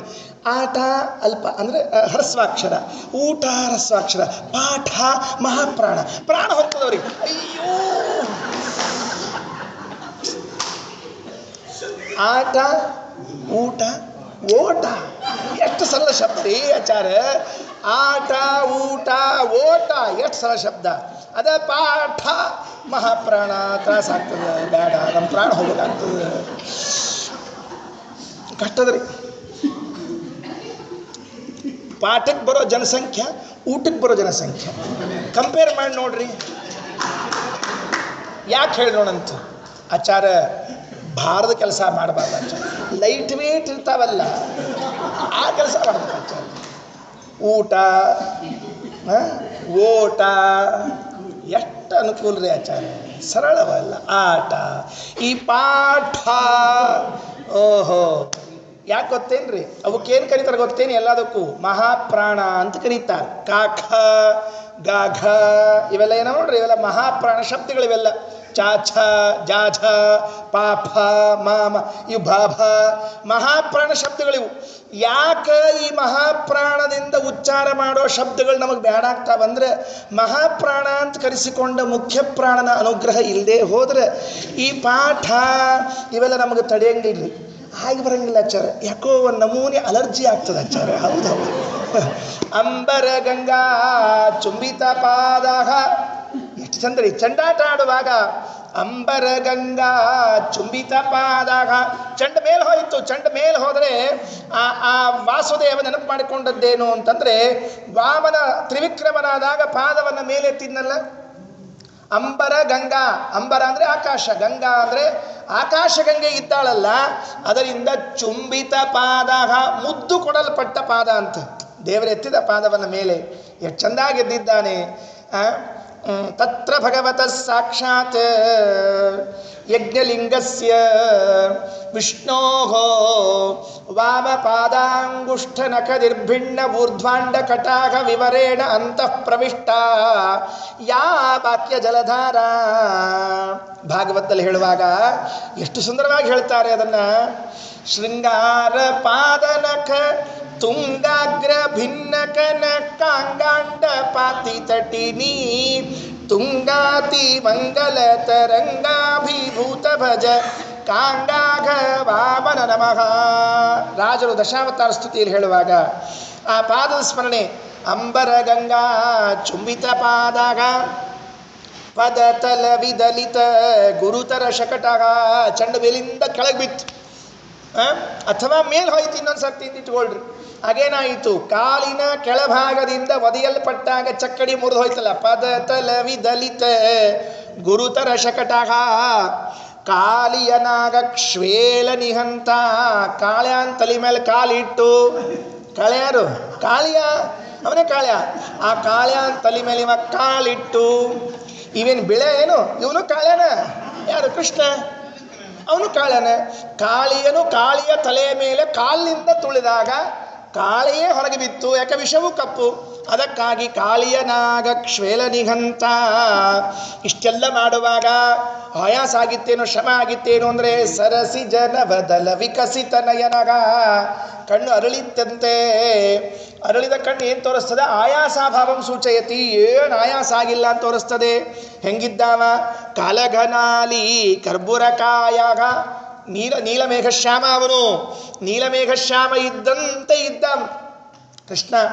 ಶರಶತ ಶಕಲಿತ ರಿಪುಷತ ನಿವಾಗ. ನೂರಾರು ಬಾಣಗಳಿಂದ ಹೊಡೆದು ಶತ್ರು ಸಂಹಾರ ಮಾಡಿದವನೇ. ಸಂತತಮಸ್ಮಾನ್ ಪಾತು ಮುರಾರಿಹಿ ಸತತಗ ಸಮಜವ ಖಗಪತಿ ನಿರತಗ. ಯಾವಾಗಲೂ ನಮ್ಮನ್ನು ರಕ್ಷಣೆ ಮಾಡಲಿ. ಹೇಗಿದ್ದಾನೆ? ಗರುಡಾರೂಢನಾಗಿ ಬಂದವನು ಅಂತ ಈ ಅನುಸಂಧಾನ ಮಾಡ್ತಾ ಚಂಡಾಟ ಆಡ್ತಿದ್ರಂತೆ. ಇಂದ ಚಂಡಾಟ ಆಡ್ತಾ ಇದ್ರೆ ಆಡ್ಬಹುದೇನು ತೊಂದರೆ ಇಲ್ಲ. ನಮ್ಮ ಚಂಡಾಟ ಆಡ್ತಿರ್ತಾವೆ, ಚಂಡು ಹೊಡೆದ್ರೆ ಎಲ್ಲೋ ಹೋಗಿ ಬಿದ್ದಿರ್ತಾವೆ. ಚಂಡು ಹುಡುಕೋದ್ರಾಗೆ ಇಡೀ ಜೀವನ ಕಳೆದು ಹೋಗ್ತದೆ. ಇನ್ನೇನು ಸ್ತೋತ್ರ ಮಾಡ್ತಾವ, ಮತ್ತೊಂದು ಮಾಡ್ತಾವ, ಮುಗಿದು ಹೋದ ಕೆಲಸ. ಇಷ್ಟ ಆಡ್ತಾ ಇದ್ರೆ ಒಂದು ದಿವಸ ಗುರುಗಳು ಕರೆದ್ರಂತೆ. ವಿಹರತೀತಿ ಪಠತ್ಯಪಿ ನ ಸ್ಫುಟಂ. ಆಟಕ್ಕೆ ಹೆಚ್ಚು ಕಾಣಿಸ್ತಿದ್ದಂತ, ಪಾಠಕ್ಕೆ ಕಡಿಮೆ ಕಾಣಿಸ್ತಿದ್ದಂತ. ವಾಸುದೇವ ಪೈಕಿಯವ್ರು ನಾವೆಲ್ಲ. ಸ್ಫುಟಂ ಸ್ವಗೃಹಗಾಮಿನಿ ಚಾತೃತಮಾಯತಿ. ಮನೆಗೆ ಹೋಗ್ಲಿಕ್ಕೆ ಭಾರಿ ತಯಾರಿ, ತಕ್ಕಂತ ಹೋಗ್ತಿದ್ದ ಮನೆಗೆ. ಸ್ಕೂಲಿಗೆ ಬರಬೇಕಾದ್ರೆ ನಿಧಾನಕ್ಕೆ ಬರ್ತಿದ್ದಂತೆ. ಅಭ್ಯಾಸ, ಒಳ್ಳೆ ಅಭ್ಯಾಸ. ಹಿಂಗೆ ಇಟ್ಕೊಂಡಿರ್ಬೇಕು, ಆರೋಗ್ಯಕ್ಕೆ ಒಳ್ಳೇದಿದು. ಮನೆಗೆ ಹೋಗುವಾಗ ಬೇಗನೆ ಹೋಗಬೇಕು, ಬರುವಾಗ ನಿಧಾನಕ್ಕೆ ಬರಬೇಕು. ಎಷ್ಟೆಲ್ಲ ಒಳ್ಳೆ ಪಾಠಗಳಿವೆಲ್ಲ. ಪರಿತುತೋಷನ ತತ್ರ ಜಗದ್ಗುರವು. ಜಗದ್ಗುರವು ಗುರುಹೂನ ಪರಿತತೋಷ. ಜಗದ್ಗುರುಗಳಾದ ವಾಸುದೇವನ ವಿಷಯದಲ್ಲಿ ಗುರುಗಳು ಅಷ್ಟು ಮನಸ್ಸಿಗೆ ಹಚ್ಕೊಳ್ಳಿ ಸಂತೋಷ ಪಡಲಿಲ್ಲ. ಒಂದು ದಿವಸ ಕರೆದು ಕೂಡಿಸೇ ಬಿಟ್ರು. ಪಾಠ ನಡೀತಾ ಇದೆ, ಏನೋ ವಿಚಾರ ಮಾಡ್ಕೋತು ಕೂತಿದ್ದ. ಸಿಟ್ಟು ಬಂದು ಹೋಯ್ತು ಗುರುಗಳಿಗೆ. ಅಂದೇ ಬಿಟ್ರು. ಅಥ ಕದಾಚನ ಸೋಧ್ಯಯನಂತರೇ ತಮವದತ್ ಕುಪಿತೋನ್ಯ ಮನಸ್ವಿನಂ ಪಠಸಿನೋ ಶಠತೆ ಸಖಿಭಿಃ ಸಮಂ ಕಿಮಿತಿ ನಿತ್ಯ ಮುದಾಸಿತ ಧೀರಧೀಹಿ. ಅಥ ಒಂದು ದಿವಸ ಅಂದರೆ ಮತ್ತೊಂದು ಕಥೆ ಇದು. ಕದಾಚನ ಒಮ್ಮೆ ಸಹ ಅಧ್ಯಯನಾಂತರೇ ಅಧ್ಯಯನ ಮಾಡ್ತಾ ಇರುವಾಗ, ಎಲ್ಲ ವಿದ್ಯಾರ್ಥಿಗಳು ಅಧ್ಯಯನ ಮಾಡ್ತಾ ಇದ್ರೆ ಅನ್ಯ ಮನಸ್ವಿನಂ ಮನಸ್ಸಲ್ಲಿ ಒಂದು ಬೇರೆ ವಿಚಾರ ನಡೀತಾ ಇತ್ತು. ಹುಡುಗ ಆ ಕಡೆಗೆ ಈ ಕಡೆಗೆ ನೋಡ್ತಾ ಇದ್ದ. ಅನ್ಯ ಮನಸ್ವಿನಂ ಬೇರೆ ವಿಚಾರ ಮಾಡೋದನ್ನು ನೋಡಿ ಅನ್ಕೊಂಡ್ರಂತೆ. ತಮವದತ ಹೇಳಿದರು, ಪಠಸಿ ನೋ ಶಠ ತೇ ಸಖಿಭಿಹಿ ಸಮಂ. ಅಲ್ಲೋ ಶಠ. ಶಠ ಅಂದರೆ ತುಂಟಾಟದ ಬಾಲಕ. ಏ ದಡ್ಡ ಅಂತಾರಲ್ಲ, ಏ ತುಂಟಾಟದ ಬಾಲಕ, ಏ ಶಠನೇ, ನೋಡು ಎಲ್ಲರೂ ಓದ್ತಾ ಇದ್ದಾರೆ, ನೀನೇನು ಆಲೋಚನೆ ಮಾಡ್ಕೊಂಡು ಕೂತಿದ್ದೀಯ? ಓದೋದಿಲ್ಲ ನಿನಗೆ? ಕಿವಿತಿ ನಿತ್ಯ ಮುದಾಸಿತ ಧೀರದೀಹಿ. ನಾ ಯಾವಾಗ ಪಾಠ ಹೇಳಿ ಕೂಡ್ತೀನಿ ಆವಾಗ ನೀವು ಸಪ್ಪು ಮುಖ ಹಾಕೊಂಡು ಕೂತಿರ್ತೀಪ. ಉದಾಸ ಮನಸ್ಸು. ಯಾಕೆ ಹಂಗೆ ಮಾಡ್ತೀನಿ ನೀನು? ಯಾಕೆ ಓದೋದಿಲ್ಲ ನೀನು ಅಂತ ಹೇಳಿ ಗುರುಗಳು ಸಿಟ್ಟಿನಿಂದ ಬೈದರು. ಈ ಹುಡುಗರಿ ತಕ್ಷಣ ಉತ್ತರ ಹೇಳ್ಬೇಕ ಎಲ್ಲರ. ಆಚಾರ್ಯ ನೀವು ಹೇಳ್ಕೊಡೋ ಪಾಠ ನನಗೆ ಬೇಡ ಆಗ್ಯದ. ಅಯ್ಯೋ ಹಿಂಗೆ ಹೇಳೋದ ಎಲ್ಲರ? ಸಾಲಿಗೆ ಹೋಗಿ ಸೇರಿಸಿದ್ರೆ ಏನು ರೀ ಟೀಚರ್ ಏನು ಹೇಳ್ಕೊಡ್ತೀರಿ ನೀವು? ಒಂದು ಟೀಚರ್ಗೆ ಕೇಳಿದ್ರೆ ಅವ ಅಪ್ಪನ ಕಥೆ ಏನು ಟೀಚರ್ ಕಥೆ ಏನು ಎಲ್ಲರ ಹೇಳಿ ಒಂದೇ ಮಾತು ಗುಣನಿಕಾ ಚರಣಾಧಿಕ ಗೋಚರ ನಮಮ ಹೃದಯಿತೇತ್ಯುದಿತೆ ಬುಧ ವದ ವಿಶಾರದವಾದಯತೆಪ್ಸಿತಂ ತ್ವಮುಪರೀತ್ಯವದಧರಣಿ ಸುರಃ. ಗುಣನಿಕಾ ಇದು ಏನು ಸಂತಿ ಹಾಕೋದು ಅಂತಾರ್ರಿ ವೇದೊಳಗೆ. ಅಂದ್ರೆ ಅರ್ಧ ರುಕ್ ಹೇಳಬೇಕು, ಮತ್ತು ಎರಡು ಪಾದ ಹೇಳಬೇಕು, 3 ಪಾದ 4 ಪಾದ ಅಂತ ಹಿಂಗೊಂದು ಸಂತಿ ಹಾಕೋದು ಅಂತ ಇರ್ತದೆ. ಅವು ವೇದ ಓದ್ಲಿಕ್ಕೆ ಹೋದ್ರೆ ಗೊತ್ತಾಗ್ತಿರ್ತಾವ್ರಿ. ಎಲ್ಲ ಒಂದೇ ಸರ್ತಿ ಹೇಳಂಗಿಲ್ರಿ. ಈ ಶ್ಲೋಕದಾಗ 4 ಪಾದ, ಮೊದಲು ಒಂದು ಪಾದ ಹೇಳಬೇಕು, ಅದು ಗಟ್ಟಿಯಾಗೋ ತನಕ 8 ಆವೃತ್ತಿ 10 ಆವೃತ್ತಿ ಹೇಳಬೇಕು. ಆಮೇಲೆ 2ನೇ ಪಾದ ಅದೊಂದು 8-10 ಆವೃತ್ತಿ, 3ನೇ ಪಾದ 4ನೇ ಪಾದ ಅಷ್ಟು ಕೂಡಿ ಮತ್ತೆ 8-10 ಆವೃತ್ತಿ. ಹಿಂಗೆ ದಿವ್ಸಕ್ಕೊಂದು 100 ಆವೃತ್ತಿ ಬೀಳ್ತಿದ್ರೆ ಅವು ಉಳಿತಾವ್ರಿ. ಇಲ್ಲ ಅಂದರೆ ಉಳಿಯಂಗಿಲ್ಲ. ಹಿಂಗೆ ಹೇಳ್ಕೊಡ್ತಿದ್ರೆ ಆ ಹುಡುಗ ಏನು ಅನ್ಬೇಕು, ಗುಣನಿಕಾ ಚರಣಾಧಿಕ ಗೋಚರ. ಈ ಮತ್ ಹೇಳೋದೇನದ ನೋಡ್ರಿ, ಗುಣಕಾರ ಭಾಗಕಾರ ಇವು ಮಾಡ್ಕೋತ ಕೊಡುದು. ನಮಮ ಹೃದಯಿತೇತ್ಯುದಿತೆ ಮುನ. ನಂಗೆ ಮನಸ್ಸಿಗೆ ಸೇರಂಗಿಲ್ರಿ ಆಚಾರನ್ನ. ಅಬಾ ಅಷ್ಟು ಪಂಡಿತನ ನೀನು? ಸೇರದೇ ಇದ್ದಷ್ಟು ಪಂಡಿತನ ನೀನು? ಕೆಲವ್ರು ಇರ್ತಾವ್ರಿ ಇಂಥ ವಿದ್ಯಾರ್ಥಿಗಳು, ನಾವನ್ನೂ ನೋಡೀನಿ. ಯಾಕಂದರೆ ನಮ್ಮ ಸಹಪಾಠಿಗಳು ಕೆಲವು ಅಂಥವು ಇದ್ದೇ ಇದ್ರಿ. ನಾವು ಏನಾಗ್ಯಾವ್ರಿ, ಎಲ್ಲ ಊರು ಎಲ್ಲ ನದಿ ನೀರೆಲ್ಲ ಕುಡ್ಕೊಂಬಂದು ಇಲ್ಲಿ ಕೊಡಿ ಕೂತೀವಿ. ಹೀಗಾಗಿ ನಮ್ಗೆ ಅಷ್ಟು ಸಿಕ್ಕಾರ್ರಿ. ಅವು ವಿದ್ಯಾಪೀಠದಾಗ ಇದ್ದಾಗ ಇಂಥ ಒಂದು 4 ಮಂದಿ ಹುಡುಗರು ಇದ್ದು ಹೇಳಬೇಕಾದ್ರೆ ಗುರುಗಳಿಗೆ ಹೇಳ್ತೀವಿ, ಆಚಾರ್ಯ ಮುಂದೆ ಹೇಳ್ರಿ, ಎಷ್ಟವನ್ನ ಹಿಂದಿಂದ ಹೇಳ್ತಿರ್ತೀರಿ. ಆಚಾರ್ಯ ಗಾಬರಿ, ನನಗೆ ಬರೋದಿಲ್ಲಲ್ಲೂ, ಅದಕ್ಕೆ ರೀ ಮುಂದೆ ಹೇಳ್ರಿ ಅಂತ ಹೇಳೋದು. ವದ ವಿಶಾರದವಾದಯತೆಪ್ಸಿತಂ. ಓಹೋ, ನಾ ಹೇಳಿಕೊಡೋ ಪಾಠ ನಿನಗೆ ರುಚಿ ಬರೋದಿಲ್ವಾ? ಅಷ್ಟು ನೀನು ಬುದ್ಧಿವಂತನ ಮೇಧಾವಿಯ ಹಾಗಿದ್ರೆ ಮುಂದಿನ ಹೇಳೋಣ, ಮುಂದಿನ ಹೇಳು. ತ್ವಮುಪರೀತ್ಯವದಧರಣೀಸುರ. ಉಪರಿ ಮುಂದಿಂದನ್ನ ಹೇಳು ಅಂತ ಧರಣೀಸುರ ಆ ಆಚಾರ್ಯರು ಹೇಳಿದಾಗ ಏನು ಮಾಡಿದರು, ಹೇಳಾಗ ಮುಂದಿಂದ ಹೇಳೋಣ ಅಂತ ಹೇಳಿದರೆ ಆ ಉಚ್ಚಾರಣೆ ಮಾಡಲಿ ಪ್ರಾರಂಭ ಮಾಡಿದರಂತ. ಏನು ಅದ್ಭುತವಾದ ಉಚ್ಚಾರಣೆ ಅದು, ವೇದೋಚ್ಚಾರಣೆಯನ್ನು ನೋಡಿದರೆ. ಈಗ ಇಲ್ಲೊಂದು ಶಬ್ದ ಇದೆ ನೋಡ್ರಿ, ಗುಣನಿಕಾ ಚರಣಾಧಿಕ ಗೋಚರ ನಮಮ ಹೃದಯಿತೇತ್ಯುದಿತೆ ಮುನ. ಈ ಮತ್ತೆ ಹೇಳೋದು ನನಗೆ ಹಿಡಿಸೋದಿಲ್ಲ ಅಂತ ಹೇಳಿ ಸಾಕಾಗಿತ್ತು. ಏನು ಶಬ್ದ ಹೇಳಿದ್ದಾರೆ ಅಂದರೆ ನನ್ನ ಮನಸ್ಸಿಗೆ ಹಿಡಿಸುವುದಿಲ್ಲ ಅಂದ್ರೆ, ಮತ್ತೆ ನನಗೆ ಹಿಡಿಸೋದಿಲ್ಲ ಅಂತಲ್ಲ, ನನ್ನ ಮನಸ್ಸಿಗೆ ಹಿಡಿಸೋದಿಲ್ಲ. ಈ ಹೃದಯಿತ ಯಾಕೆ ಬೇಕಾಗಿತ್ತು? ನನ್ನ ಹೃದಯಕ್ಕೆ ಹಿಡಿಸುವುದಿಲ್ಲ ಅಲ್ರಿ, ನಂಗೆ ಸೇರಂಗಿಲ್ಲ ಅನ್ನೋದೇ ಅರ್ಥಪ್ಪ. ನನ್ನ ಮನಸ್ಸಿಗೆ ಸೇರಂಗಿಲ್ಲ ಅಂತಂತಾರೆ ಯಾರು? ಹಂಗೇನು ಮಾತಾಡಂಗಿಲ್ಲ ನಾವು. ನಂಗೆ ಇದು ಹುಳಿ ಸೇರಂಗಿಲ್ಲ, ಸಾರು ಸೇರಂಗಿಲ್ಲ, ಯಾವುದು ಅಂತ ಕೇಳಿದ್ರೆ ಗಾಬರಿಯಾಗಿ ಹುರುತದ್ದು ಅಂತ ಹೇಳ್ದ. ಹಂಗೆ ಸರಿ ಬರೋಬರಿ ಅಲ್ಲ, ನಿಂಗೆ ಸೇರಂಗಿಲ್ಲ ಅಂತೀಯಲ್ಲಪ್ಪ. ಯಾವ ನಂಗೆ ಸೇರಂಗಿಲ್ಲ ಅಂತ ಯಾರು ಉತ್ತರ ಹೇಳ್ತಾರೆ ಹೊರತಾಗಿ ನನ್ನ ನಾಲಿಗೆಗೆ ವೃತ್ತದ ಸಾರು ಸೇರೋದು ಯಾರು ನೋಡಿ. ಹಿಂಗೆ ಯಾರು ಅಂತಾರೆ, ನನಗೆ ಸೇರೋದಿಲ್ಲ ಇಷ್ಟೇ, ನನ್ನ ಮೂಗಿಗೆ ಸೇರೋದಿಲ್ಲ ಅಂತ ಯಾರು ಅನ್ನೋದಿಲ್ಲ, ನಂಗೆ ಆ ವಾಸನೆ ಸೇರೋದಿಲ್ಲ ಇಷ್ಟೇ, ನಾವು ಮೂಗಿಗೆ ಆ ವಾಸನೆ ಇರಂಗಿಲ್ಲ ಅಂತಾರೆ ಯಾರು. ಹಾಗಿದ್ರೆ ಇದೇನು ಹೊಸ ಪ್ರಯೋಗ ಇದು ನೋಡ್ರಿ. ಇಂಥ ಪ್ರಯೋಗಗಳು ಮಾಡಿದ್ದಾರೆ ನಾರಾಯಣ ಪಂಡಿತಾಚಾರ್ಯ. ನಮಮ ಹೃದಯಿತೆ, ಇದು ನನ್ನ ಹೃದಯಕ್ಕೆ ಸೇರೋದಿಲ್ಲ ಅಂತ. ಹೃದಯ ಅಂತಂದ್ರೆ ಗೀತಾ ಭಾಷ್ಯದಲ್ಲಿ ಆಚಾರ್ಯ ಹೇಳುವಾಗ ಹೃದಯ ಅಯನಾತ್ ಹೃದಯ ವಿಷ್ಣು. ಹೃದಯ ಅಂತಂದ್ರೆ ದೇವರಿಗೆ ಹೃದಯ ಅಂತ ಹೆಸರಂತೆ. ಯಾಕೆ? ಅವನು ನಮ್ಮ ಹೃದಯದಲ್ಲೇ ಇದ್ದದ್ದಕ್ಕಾಗಿ ಅವನಿಗೆ ಅದೇ ಹೆಸರಂತೆ, ಹೃದಯ.